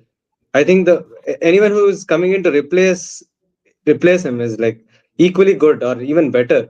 Just listening to these names, it now kind of makes sense that Chelsea were literally signing the entire world into their team. And there was a rumor that not one bus, but there needs to be like 5 to 6 team buses yeah, yeah. entering every game. All these trolls, all these players signing and the dressing room being not enough, and so many things. And credits to Maresca as well for this. So he has clearly put a boundary on who he needs in the training ground. And if you look at, we only have two players for each position. It's not that much of a stretch like how teams are making it out to be. How Mr. Jamie goes on in the TV says players have to stop signing for Chelsea, and it is not an young and exciting Yeah, project. I And mean, when things are working out as good as they are right now for Chelsea, yeah, I think it does make sense to be at Chelsea. But I think maybe just 6 games ago, you things were not looking that great. And but regardless, right? Like there are so many competitions to play in, and there are so many big teams to play against. yeah, Because you play against Barcelona, and the next game you're playing against Arsenal. So it doesn't Yeah. matter if you're benched in one of those, you get to play in the next one because I'm pretty sure that anyone who played the Barcelona game will be pretty tired and they would need a break for the Arsenal game. So I mean, hearing all these players, I think it's been going on for a while at Chelsea, probably for the last 4 or 5 years at least. The names that have been coming in, it shocks me almost every time how many players Chelsea gets in, and I have no idea how many players get out as well, yeah, yeah. Good because. point. Yes, that's Because a really there are just so many players. You don't know how many people have gotten out. You don't know who is at Chelsea. And as Hari mentioned, right? I have no idea how the Chelsea team looks like every season. I don't know who's coming in because I can't recognize the core of the team because I remember the Jose Mourinho and the Roberto Di Matteo days where there used to be a proper defense and a proper midfield, and only a few players up front used to keep changing. But now I don't have any idea about. I can't name the Chelsea 11 because I'm pretty sure I used to remember a time where I could name the entire Chelsea 11, including some substitutes and probably some reserve players too. So yeah, I have no idea who plays at Chelsea these days. So I won't be surprised if one day the entire world is at Chelsea and we just have inter Chelsea games being broadcast. And it's So also the yeah, usage that of day the is not squad. too far away. Yeah, it's also the usage of the squad. One thing is having so many players, and one thing is putting these players in and then getting the result out of the games. So No, that's basically, it helps you on the longer run when you have a squad depth, right? When it comes to yeah. Champions League, the FA Cups, the League Cups, the Premier Leagues, Boxing Day coming in, where you will have literally 4 or 5 matches in the span of 15 days. I think Chelsea are in a great position to go out there and get some great results, to be very honest. It's also expectation management when it comes to game time given to these players because you need players of a particular caliber and a particular ambition at the right time. So if you have someone, let's say like probably Eden Hazard, you can't sub him out. You can't have him sit on the bench for any of these games. And since these players are young and somehow Maraska and the coaching staff at Chelsea have been able to manage the expectations of these lads. I think they're all playing together as a team, and I think that's really worked out because I think for the most part, a lot of people want to get out of clubs if they're generally warming the bench for the most part, right? And I don't see a lot of Chelsea players complaining about that so far, and that just shows that they have signed the players with the right mindset. Especially for this particular season, and that's actually very important because if you sign a lot of players, you should also think about what effect it will have on those players and whether you can actually manage the expectations of those players. So I think this Something else. season Chelsea has got it spot on. Yeah. That's right. And Just I can an only interesting echo fact, all Hari, of those. Yeah, just go one for it, please, one please. question I had for Vijay. Vijay, Go for it. I was just hearing out when you were saying I mean, like the 11 prediction for the Arsenal game, right? So you mentioned Estevao. You would prefer Estevao on the right wing, and I've seen Pedro Neto play on both the flanks. Right, basically he will be on the right, he'll be on the left. That switch will be happening. Mhm. What do you feel? I mean, like, who do you prefer playing on the right flank? Is it Estevao or is it Neto? It should be Estevao on the right and Neto, who has been very comfortable playing on both the flanks. But yes, Neto if you see his games, it's the best games have come from the right. But Neto is a workhorse, so you need him against Arsenal. So you just And cannot put Neto on the bench at the moment because of his that's work rate. basically one Yeah, of the plus points of having Neto is the work rate that comes yes, in yes. with And the And his cross, pace. especially the against whip process he puts into the box. That's yeah. one of the things. And just wanted to understand from a Manchester United fan point of view as well. What's your take on Garnacho being there from the past? What I would say 7, 8, 8, 9 game weekends now. How is he Yeah, fitting in into the squad? yeah, I think Garnacho has been, even though there was a lot of noise with his brother going on social media and stuff. So I think Chelsea, I think, have clearly made the expectations right that there should not be any outside noise when you come into our team. So this is how it works. You are not going to be the starter. You cannot crib. You cannot cry over things. And Maraska again, he has not started him as soon as he just because he's coming from Manchester United and just because he's a big player who has so much of EPL experience and so on. So again, you see Garnacho not start big games. Is he a big Just sit player? bench. Like, uh, Yeah. Sorry, come again. is he a big player? Like, Of course, you ask United fans. So if Garnacho has been their best winger for I don't Yeah. know last 2 or 3 seasons. Basically, the best winger. The problem with, I mean, like, what I I feel mean, the bar personally is is too low, man. Like, best winger in United. Like, no. Must be There there at are much United. better Yes. wingers at So Chelsea. There are much better wingers at Chelsea. I would Yeah. definitely go as far as to say, uh, even before Garnacho came in, I think even last season Chelsea had some amazing wingers. Chelsea have always had amazing wingers. That's something I've always been jealous about. the amount of wingers like who came in and have gone is like I can't count, man. Like you signed Mudrik and you signed like the one who went to Arsenal. I forgot. Noni. Madueke, Madueke. yeah. No, Noni Madueke. Oh, I thought, okay, these are the new signings. Oh, they're like actually exciting. Now they're gone. Like now you get like Yeah, next It's set of like it's basically survival of the fittest right now at Chelsea. So Correct. and that's how it should be at any top club, I feel. So and mm, this model is what is going to win us things because they have cracked it right now. So it's their core is going to stay. For example, Caicedo, Enzo, Palmer, Cucurella, and maybe Levekovic and Sanchez also. Sanchez, given the credit to the management for sticking with Sanchez for so long, he was being Reece slashed James will be there. and sloshed. Yes. Yeah, of course, Reece James being the captain. So, and the way we manage his injury, the way we manage his play time, everything is top. So, I think it's the whole management which is working together behind Maraska.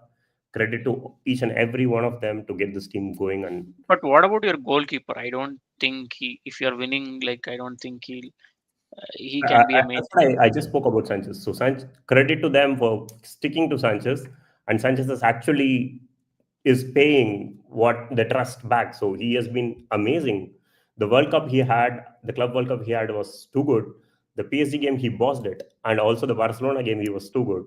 There was one moment he had to have one save, and he did it very good against Barcelona. So Sanchez is having a flawless times right now, and last Bozo moment he had was United. So that was, I think, that was Yeah. also more of on Chaloba where he lost the man, the header went. So I think, but other than that, Sanchez has been flawless this season. So there is nothing to I mean, complain on Sanchez. I wouldn't.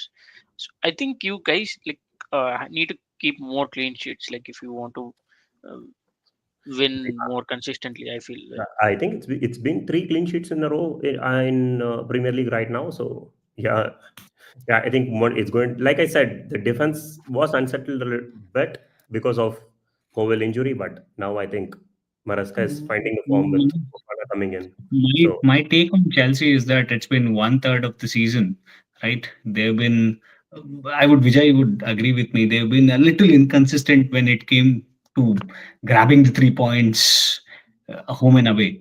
I still feel, I know it's a runaway train, Arsenal up front. I still feel it is going to be Chelsea and City who is going to be the major factors. When we all know what City does in the second half of the season, they literally burst through everyone who's on site, right? I think if Chelsea are disciplined enough and consistent, I still feel they have a chance of reaching And I one end. and I wouldn't rule out Liverpool as well. I mean, for all of the inquisitions that we've made, I think at the moment, if they just stop the rut, they will close in on Arsenal. But just quickly going through the comments before we close the Chelsea segment, and also more importantly, I wanted to get a prediction for Sunday. Vijay, from you, amazing Kiku says here, went to the Barca game at Stamford Bridge and the fans were amazing. I haven't found Stamford Bridge this loud in my last 30 visits there. So I'm guessing he's going to Stamford Bridge a lot of times. What a match, 3-0. And it's not just 3-0, a lucky 3-0, right? Where things work out for you. Deserved, very well deserved. And he also says, Vijay, to your point, I feel Chelsea team have had enough rest and won't be surprised if Maresca starts with the same team.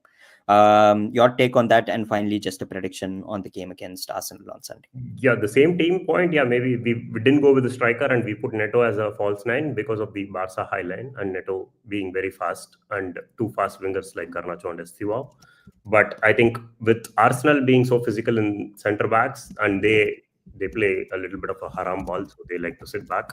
So I think Dalap will I have to be in there. So Dalap has to start just for the physicality. So I think, like I said, the four people who I will start with is Estivao, Neto, and Dalap and Joe Pedro. So this is going to be the front four. But I still feel it's going to be Arsenal midfield versus the Chelsea midfield. That's where the real battle lies.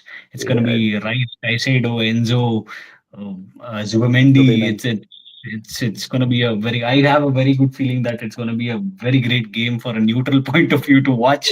But my prediction, as he says, I think I'm going to go with 1-1 for Arsenal and Chelsea. That's a fair take. So, but yeah, like you said, the midfield there is no questions. So Enzo and Caicedo are going to start, and they are the ones who are going to run the things. Yeah. So, being a Chelsea fan, yes, I will go with to win Chelsea. Yeah. Mm. Yeah, Arsenal are not fun to watch, man. I agree. Like I've seen their matches.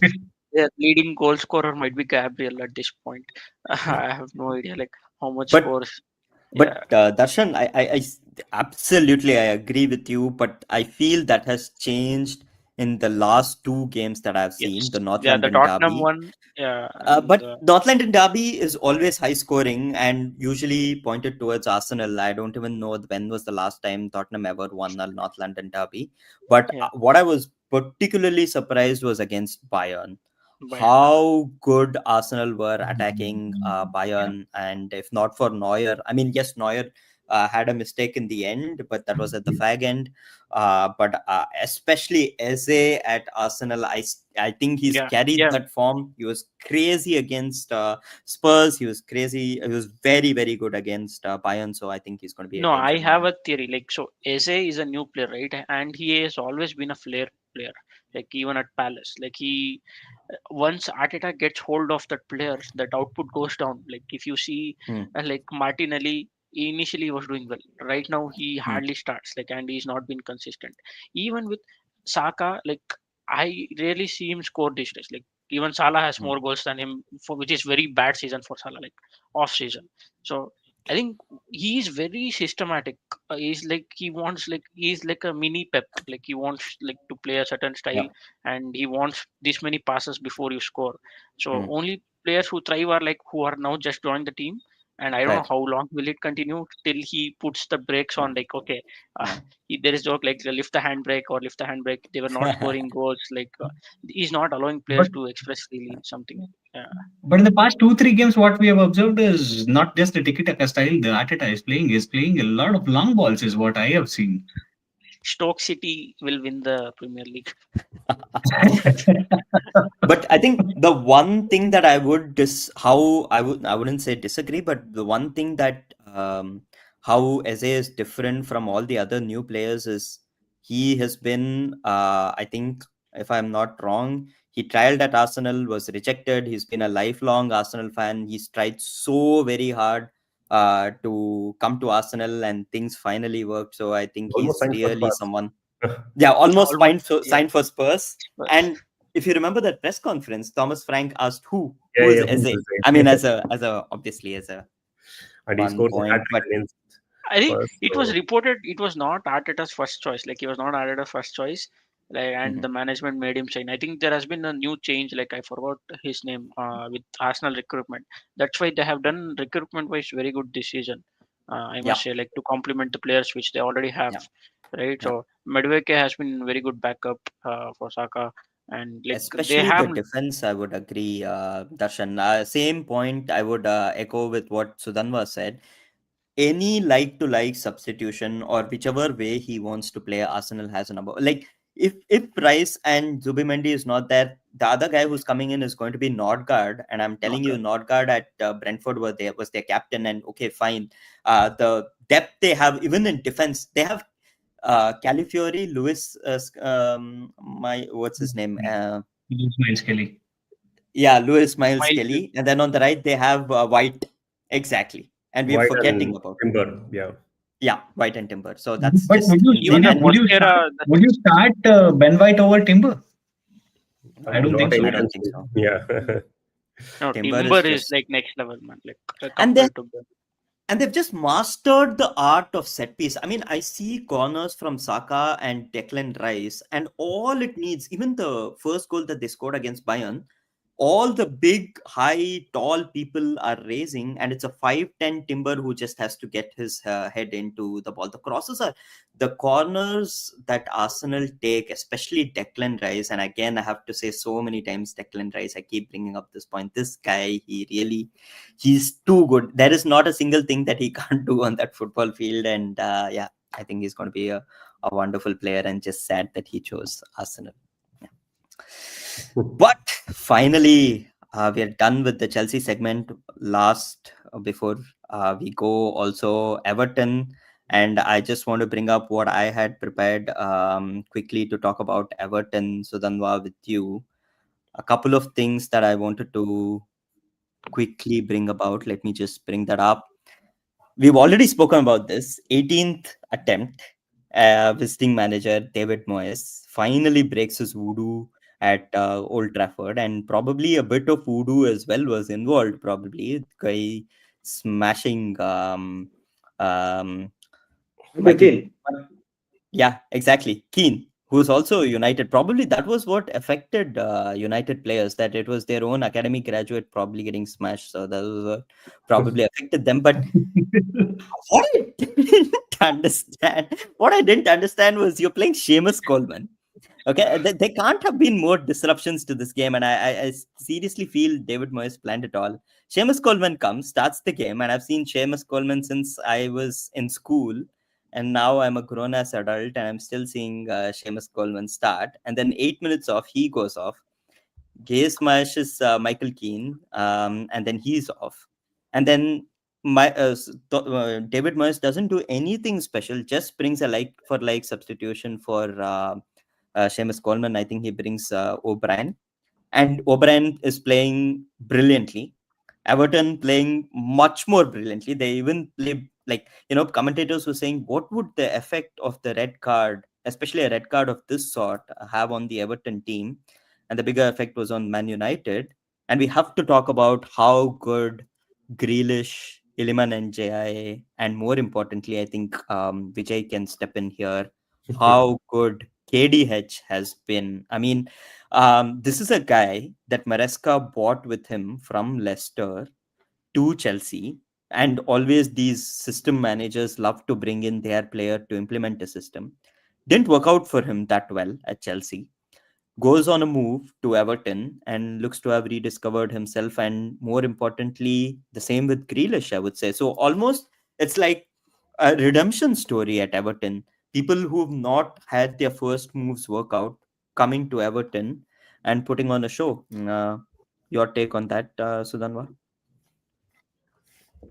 oh yeah, I mean, like there were a lot of points that you covered there. So I actually did not begin watching the United game because I was not sure if Everton would win. I actually started watching it post the red card. So I heard Idrissa Gana Gueye had punched Michael Keane, and that's something that I was wanting to do for a really long time. And I was really happy that someone finally did it, and that's exactly what got me interested in the game. So that's when I turned the TV on, and I just scrolled back to the point where he got punched, and it really made me happy. But I did not know that that punch would turn Michael Keane into Maldini, and that's something that I had never seen in my life. And that if you look at Michael Keane's face, it's always uh, if you just observe his face and his body language, right, it appears that he's almost always extremely uh, scared of what's happening around him. He's generally he panics a lot. The amount of panic clearances that Michael Keane has made throughout his life, it's crazy. And there is an actual thread running in the Everton Reddit forums that we want Michael Keane to play as a striker because we don't have any good strikers at the moment, and he has amazing striking qualities. I think his twin brother was a striker at Manchester United. I forgot his name. I think William Keane or something. There was the Keane brothers. There is another. I think there's a It's twin a or a Will brother. Keane. Will Keane. Yeah, Wilkin. He was a striker, and there is a rumor that both of them were meant to be strikers, and somehow Michael Keane ended up being a centre back. But the performance that I witnessed from Michael Keane, last game was terrific. Tackles all around, so much composure on the ball. I've never seen Michael Keane being so calm, with the ball in his feet. He doesn't keep the generally he doesn't keep the ball on in his feet for more than let's say like 3 seconds. And this time he was he was squaring up to Ahmad's pressure and dribbling past Ahmad, and that was crazy. I've never seen Michael Keane do anything like that. So I'm very satisfied with the punch that Idrissa Ganage delivered. Uh, and on a serious I, note, I think I saw also yeah, after the game, I think yesterday or today, they both had boxing gloves on and they said they made up and it's all fine here. I thought that was a really funny one. But I wanted another Idris Aganage shot in Michael Keane, which I did not get to witness, sadly. Uh, However, yeah, I think that they did make up. I mean, I think that was bound to happen. But hey, there you go. You have another Everton that moment, because it's very rarely that you see two players from the same team fighting.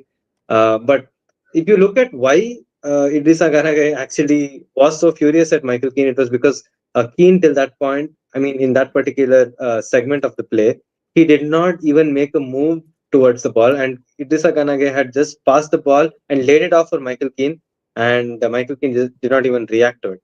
And I understand the passion that Idrissa Ganage carried, and I understand the passion that Michael Keane had after getting hit. I don't think he had much before that, and that's something that I really like seeing at any club.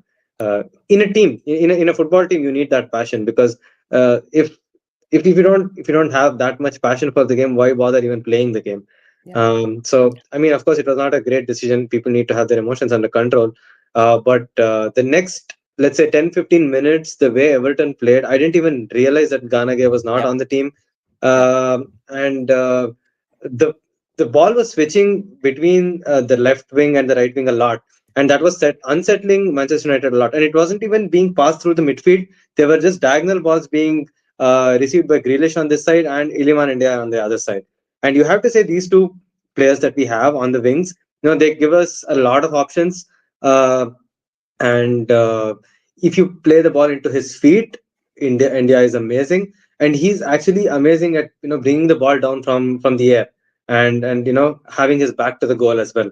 So a player like Iliman India is very rare at Everton. I hope we at least get to keep him for another season beyond this. But When was the I don't know. last time, Sudhanva? Just quickly, because whenever I see Iliman and Jai, right, it just makes me feel happy because I've seen Premier League since I was in school, right, and I've also had the opportunity to watch Ronaldo at United. Just nothing special, or and nowadays I get my joy of watching Wing play from Doku. Unfortunately, just nothing else. Just go run at the defenders, terrorize them with your tricks and your pace, and that's what I see with Iliman and Jai. So much so that I think Idrissa Gana Gaye in his during his national team, I think whenever they went on the international break, said that Iliman and Jai could even get a Ballon d'Or. So that's how highly they rate him down there. But how happy does it make you feel? Or when was the last time Everton had two wingers of the quality of Grealish and SJI on either flanks? Yeah. Yeah, I mean, like, I don't think there was a time where we had one on either flank, but I think the last I remember was Kevin Mirallas. I don't know. He's a proper Barclays player. I don't know if a lot of people remember Kevin Mirallas. He was a terrific player at Everton. He was very quick, very exciting to watch, and I totally loved him. And on the other hand, we had Steven Pienaar, but I don't think there was an overlap between Steven Pienaar and Kevin Mirallas. Even if it was probably at the end of their careers, or probably at least at the end of one of them, which probably is Steven Pienaar. So yeah, we haven't had such exciting wingers for a really, really, really long time. We had Ross Barkley and we had Gerard Deulofeu in the Roberto Martinez seasons, and that team was pretty exciting to watch as well. That was probably the last time I was that excited to watch an Everton game. And since then, I don't think we have had anyone coming close. We had James Rodriguez, but he's not that kind of a player. He's more of a technician on the ball, and we didn't even get to keep him for a long time. Uh, that's fine, but yeah, it's what a sight to watch. Wingers terrorizing the fullbacks. Yeah. I remember when Hazard used to do that. I remember when Gareth Bale used to do that. I don't know Yeah. if a lot of True. people even remember Bale at Spurs. That Spurs. was like, even when he was even when he was playing at left back, right? Oh, his pace was like terrific. Like, it's one of the joys of watching football. Wingers terrorizing fullbacks, The and goals he used yeah, to we score, finally. the goals he used to score, his Oh, that transformation was so from good. the left Amazing back how to it was center going wing there. was It was Right. almost like because he started his career as a fullback, it was Yeah. almost Fullback, like yeah. those shots were like, had that venom. Mm, when it Is comes to Gareth Bale, right? One Yeah, particular game you remember is that Inter Milan game. Milan game. He Yeah. scored absolute bangers of goals. Yeah. Yeah. I think it was two Oh goals, my right? God, I can't. Yeah. I just love wingers. That's in fact my position, playing position as well. When I play football, so like I understand how the joy that you get in running past a defender, and then when you see open grass ahead of you, right? And I see people utilizing that, and it's great to have. I mean, Grealish is not technically the type of player that Indiman India is. Probably he was earlier in his Villa career, yeah, but I think he did. I think he's genuinely enjoying his football finally at Everton, true, true. and he himself has admitted the same, despite his success, or I would say at least the club success while he was at City. I don't think he was utilized in the way that he was supposed to be. Even now, you see it like when Grealish actually has open space to shoot. Even now, he doesn't shoot. I think there is still some leftover reflex from Manchester City and Pep Guardiola that he still needs to get over. But it's been really great having two options at the same time on the wings at Everton. It's incredibly rare, and I'm really enjoying it this season. And not to mention Keenan Dewsbury Hall, right? And uh, I mean, it's so exciting to have so many players who can carry the ball. Uh, maybe at other clubs you've always had someone to be able to carry the ball, probably at the top clubs. But this trio, right? It can definitely it is definitely a top six trio if you think about Ilman Ndiaye, Keenan Dewsbury Hall, and Grealish. That's a pretty solid option. Those three are pretty solid options that we have. And the only sad part is that we don't have enough, coming from the strikers, and we don't have enough substitutes to match I that I quality. was So, I was coming to the same point, Sudhanva. Given the squad that we have built in the last 2 3 years, and bringing someone in like Jack Grealish, who has loads of experience back from his Villa days, his City days, the kind of quality he brings into the squad. Do you regret letting go of someone like Dominic Calvert-Lewin, who has been absolutely brilliant for you from the past 6 7 years? oh, okay. I have a lot to speak about Dominic Calvert-Lewin. So, I think I personally do not rate him a lot at all, and I think that was a tongue in the cheek comment, or I don't know if it was actually what you meant, but I am not a big fan of Dominic Calvert-Lewin. I think he is a backup striker at best, even for a mid-table club. If you see his Leeds games right now, even there he's missing sitter after sitter. I don't think he's comfortable with beating the goalkeeper one on one. Most of his because when he has time, he doesn't perform well. He purely reacts on instinct. So most of his goals are instinctive goals. They are not goals where he thinks about what he has to do and he goes ahead and does that action. Because anytime he does that, the goalkeeper easily reads him and he's able to save it. So his one on one conversion rate is actually very low. What he does have is he has brilliant aerial ability, and he has decent hold up play and decent pace. But he it's very difficult for players like Dominic Calvert-Lewin, who have, I think, through multiple managers, I think people have just been focusing on his they're trying to max him out on his aerial abilities instead of actually developing him as an all-round player. And if you have to develop as an all-round player, you need to have better ball control. You need to be able to see things differently, even though you're a striker, right? You need all of these uh, because it makes your life easier if you're able to just receive the ball and make the easier pass to the closest midfielder or the closest winger. And that's something that's very rare at a club like Everton, right? You don't get a lot of chance to do something like that.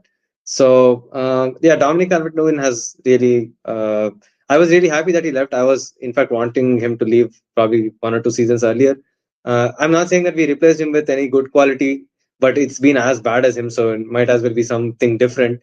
And the only advantage is that Tierno Barry But last game. what's your take on? I mean, like this. He when he was there back at Everton, right? The service from the wing or maybe from the midfield was not as great as what it is right now. Do you feel like he would have done better with this squad? Maybe reasonably better, but not anything that could be groundbreaking or could even make a difference on the table at least. Uh, I mean, the goals that have been coming in from the midfield and from NDI, and the odd goal here and there from defenders. I think even Everton has been excellent at set pieces since David Moyes has come in. They have conceded the least amount of goals from set pieces, I think, or the joint least amount of goals from set pieces. So defense against set pieces has been really good at Everton, and even the set pieces for Everton has been really great. I do enjoy that as much as I hate doing it as a player. I do enjoy the set pieces to watch, and that's something that has been different since Daesh came in, because even though Daesh is supposed to be is supposed is known for his defensive capabilities, we were leaking in a lot of goals, close to his sacking. I'm glad Daesh is back, and he's killing it at Nottingham Forest. Anyway, we always need a Sean Dyche at in the Premier League, but generally I wouldn't want him at Everton. So it's all in all, I think it's looking good for both Sean Dyche and Everton. And yeah, the Manchester United game was amazing. Even from a defensive standpoint, I don't think Pickford gets the credit that he should. He's definitely one of the best keepers in this world, and year after year, game after game, his performances are really, really terrific. And it so happens that because he's at Everton, right, he doesn't get much of the headlines. True. But being at a club like Everton and having those many clean sheets as much as he does, it is in fact it's a huge achievement, and we feel very. I don't think you've. I don't know if you have watched a lot of Everton games, but his distribution is amazing. The way he picks out NDI and the way he picks out Grealish it's absolutely terrific. So there are a lot of attributes to Pickford's game, and no wonder he's been our best player since I've been watching Everton. I am going to go ahead and say that I don't think I've seen a better player who's more consistent at Everton since I've been watching at least. And yeah, we are lucky to have him, and I'm so glad that he doesn't have any other ambitions than to be at Everton. He recently signed the new deal, and that's exactly the kind of grounding that any club needs. It should start from the back, to start from the defense, and then it should go ahead. So yeah, that's the United game, and the Just one players. last question I have. Yeah, yeah. Just one last question. So, given the kind of squad you have, since we are nearing January, um, how do you feel? What Everton has to bring in to make this squad Yeah, and more even importantly, that was also going to be my question, not just January, but AFCON with the NGI and also this yeah. Ghana guy gone. Um, I'm more worried about at least Iliman NGI, sorry. Yeah, because he's probably been your main source of goals. So how that is going to be addressed? Because Beto has been very miss, not even a hit and miss, but a miss. And Tierno Barry is finding his feet. And I can't tell you, when Tierno Barry did come to the Premier League and went to a club, everybody thought that he would take a bigger, like, go on to one of the top teams, because he's that much of an exciting talent, especially when he was at Villarreal.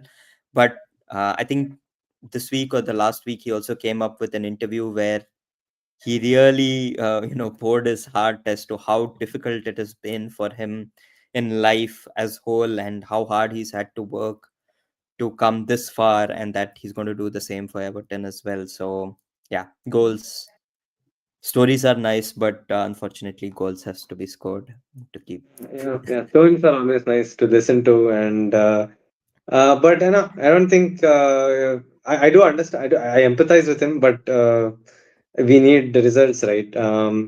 I mean, see, it's also a blessing in disguise that he's at Everton, because there's not too much pressure. Because if he had performed similarly at any other top club, right, like, it would affect his career even more. It's like the what is that saying? So the larger the climb, the larger the fall, whatever, something like that. So I think if you think about it in those terms, right, he is getting more time. But coming back to Giants' question, right? Of course, we need. Oh my God, we need a lot of new signings, and we actually do have the funds because the owners have the Friedkin Group has been backing Everton. It was just the PSA rules that was holding Everton back because we have also quite spent quite a lot and not intelligently, obviously, over the last few years. Uh, and for a club like Everton, because we are not getting the results to back it up, it obviously it creates a bottleneck for a club like Everton. And that is the reason we weren't able to make proper signings in the last 2 seasons. And that's something that Sean Dyche handled really, really well. And I'm really grateful for Sean Dyche about it, even though I was uh, wishing for him to get kicked out last season and probably in one of our previous podcasts. and But since then, I think in January, I think the first thing that we need to address is right back. We don't even have a right back. There is no right back at the club. There is not Nathan Patterson, but I don't think any of the managers that have been here rate him at all. So either he'll be moving on in January, or he'll continue to be the second choice right back.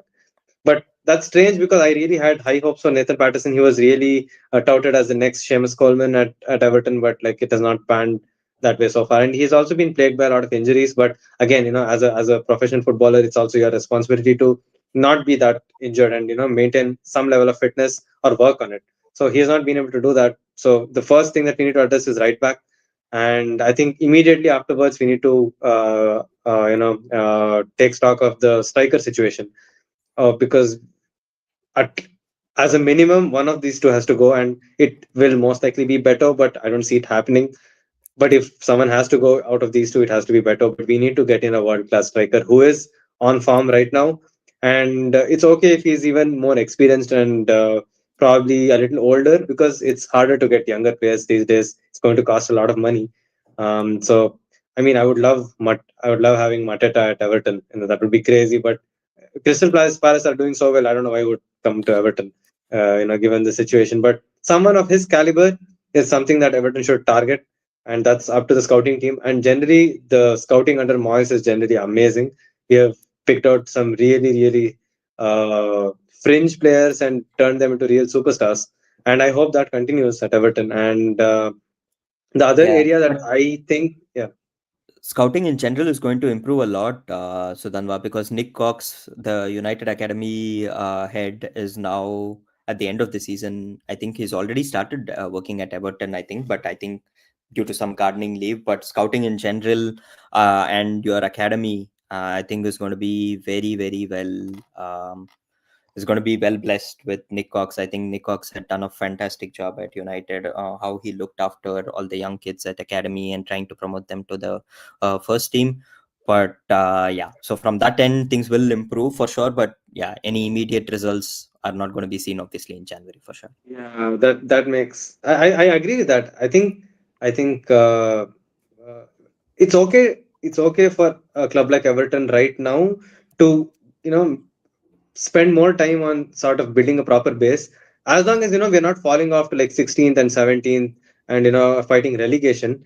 So far we have not been fighting relegation. As you said, we are pretty close to the top four as well, probably just 3 points, because like it's very, as Darshan mentioned, right, from second to 12th, I think there are only 5 points separating the teams. So just a few results going our way in the next few weeks, it will have a great impact for us.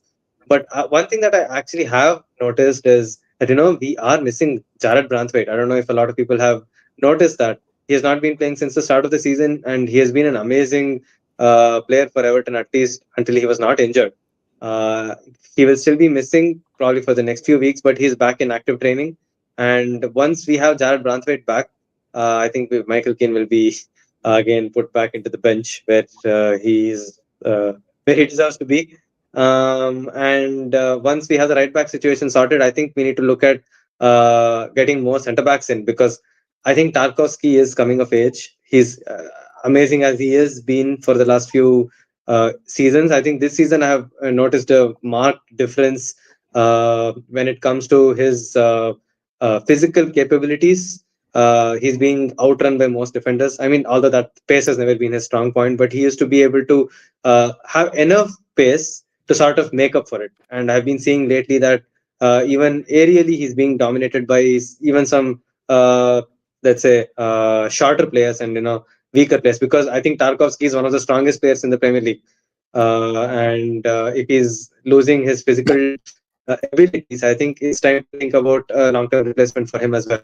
We have Jared Brunthwaite and Jake O'Brien right now, and I think once and if Tarkovsky goes ahead and if there are more issues that we find with Tarkovsky, I think he will be benched for any of these two, because Jared Brunthwaite coming in is going to make a huge difference because he's a left-sided centre back, and that will help the team a lot because right now all our centre backs are right-footed, and having a left-footed centre back is a blessing for any team, and that's something that I'm looking forward to. And the sad part is actually Tyler Dibling. He made a 40 million pound switch to Everton. It's not really worked out that great for him, and he's not really had enough time. And I mean, you can't replace Iliman India at Is this he point. And injured? Because he's I don't even see him coming off the bench or something. I mean, he could have. Yeah, he's not injured. He's just not had enough playing time, and mainly Mhm. because of India's form, right? Like you can't replace India at this point, and we don't even have multiple competitions to play in. And the one that we were in, Carabao Cup, we got knocked out, uh, and that's been the story of Everton. So I am looking forward to Tyler Dibling. I think that he is going to have to step up when India goes away for the African Cup of Nations. And we also, I think, we have forgotten Dwight McNeil. He doesn't play at all anymore. He used to be an integral part of the Everton team, at least till the last two seasons, and I think he will be back as well once we have players missing. And Dwight McNeil is actually a kind of player I think that he would suit in midfield, because I've seen how he plays. He's not really that fast, but his distribution and his game awareness and his passing abilities are pretty up to the mark, as much as you would need for Premier League midfielders. So with Tim Tim Iragbunam and Dwight McNeil and Dewsbury Hall, and we have pretty good cover there. So I think we mainly need to address these right back, striker, and probably a centre back this window. And probably we also need a backup left back. We don't have any backup full backs, so that is something that we can consider. Probably bringing someone up from the academy might work as well. So I'm pretty interested in and curious as to what is going to happen in the January transfer window, and what I'm looking forward to seeing what rabbits David Moss can uh, pull off his bag. So yeah, Yeah. 10th right now is good for Everton, and I would still be happy if we finish 10th at the end of the season. Or 11th, I think. Yeah, I think Everton are 11th or 10th. I don't know. I forgot.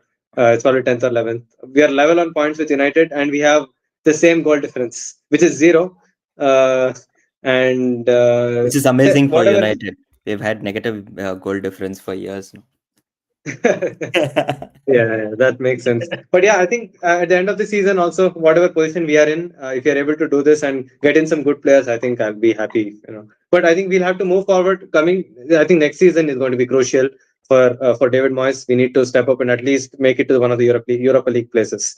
I mean, Everton is a really big club. Not a lot of people know that we have 9 Premier League titles, 5 FA Cups, and not Premier League titles, but at least first division titles. And we have always been one of the big traditional clubs of England, and we have to get back there. And definitely, we are definitely better than Spurs when it comes to history and all of that. So when people talk about the top six, right? It's a shame that Everton has never really mentioned that. Aston Villa, Everton, Sunderland. These are the clubs that need to be in a part of the top six coming going forward. I hope to see that. Yeah. Yeah, absolutely. I think, as I said, when we were in school and I started watching Premier League, I'm guessing Vijay is the one or even Jayant has been watching much more than I am. It's nice to see David Moyes. I like old managers. I had a certain liking to Roy Hodgson as well. Always thought the experienced managers, they bring a sense of calm. They've seen everything in the game, right? Unless Initially, Allardyce, I hated him. no, Yeah, initially the kind of squad he had, nobody would have yeah, heard of the names in exactly. 2004, 2003. True. He came up, he pulled a rabbit out of the hat. Like he Yeah. won the coach of the season. in 2004 with that particular squad. It's an amazing achievement for Yeah. someone like David Moyes. Yeah. So it's just very happy to see David Moyes, and also I felt that even though it was against United, I think a coach of his caliber and CV should not have. I mean, lesser managers and lesser people have had wins at Old Trafford, so I really felt, and we didn't deserve anything of that game, right? Like, to be honest, we didn't deserve anything for that game, and I Yeah, think it was uh, a very blatant performance from exactly, United. and I felt that by getting a draw, we should not, save ourselves from, okay, at least we drew the game and that type of a talk. I think Yeah, a serious inquisition needed to have happened, and I think it came at a great time, and it also coincided with David Moyes winning his first game at Old Trafford, and was quite happy to see it. I think none of the United fans, even in the group that we are there in, complained. They always felt Everton deserved it, and we hope that Everton can rise up the table, do some good transfer business in January, and yeah, it's now that Darshan is not there in the stream, we can also say hopefully finish above Liverpool and probably never. that's that's a bit of a far fetched thought, but yeah. Yeah. But guys, it's been fantastic. I mean, I'm sorry if I kept hostage of you guys for 2 hours 20 minutes. You guys and the viewers. I know in India it's like 12:30, closer to 12:30 or even more than that. It's Uh, 1 o'clock.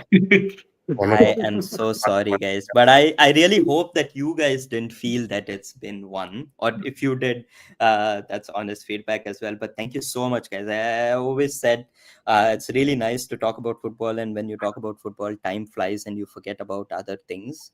Not that football doesn't worry you; it does make you sad. It does make you go through all of the emotions. But yeah, when you talk about it with other people, it does really make you feel nice and warm. And I just want to say that how many ever live streams that I will make for in the future, you guys will always be the people that I made the live stream for the first ever time. So you can hold that whatever happens to this channel, whatever happens here moving on forward, you were the first guys on a first ever live stream. So thank you so much for that. And I Thank you, appreciate thank you for having Thank you. us, and it Thank was you. really a good one. it. Yeah, Thank you all so much, and can't wait to see what's happening in the weekend. And hopefully, you guys are coming in on this channel at a different point in the season to talk about what we had talked about previously and how things have fared. And I just want to say to everybody who's commented, who's engaged, even if it was banter, I think there was a really clever use of Arne Schloss, Ruben Amarim. Some people, some bad words were being used, but I made sure that the stream wasn't for kids. So thank you so much for everybody who commented and engaged, and I just want to say a big thank you, and thank you for always supporting me, not just on the stream but with your kind messages on WhatsApp as well. As I said, it's just a hobby, but I wanted to talk to friends about football, and just the joy of talking about it, and I hope I've given you that joy for the guests and for everybody listening in as well. Thank you so much, and I hope to see you next time. And if you really liked whatever we spoke about, reach out to us, like, share, and subscribe. All of these guys here as well, they all have private Instagram profiles, but if they do have a sporting profile, I will surely share them with you guys for you to share as well.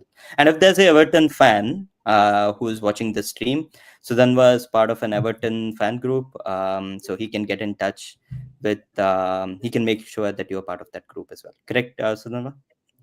Yep, yep. Yep, I would be very perfect. surprised if anyone reaches out, but for sure, yeah. Perfect. Thank you so much, guys. Appreciate it. Have a nice one. So, as we always say, as part of the pod, since it's called Football Corner Pod, we say take care, stay safe, and be aware of any corners taken quickly. Yeah. See you guys. Bye. Have a nice one. Yes. Thank Take you. care. Thank you. See Have a nice you. one. Bye Same. bye. Bye. Bye, Vijay. Bye, Hari. bye, bye, Jayant. Bye.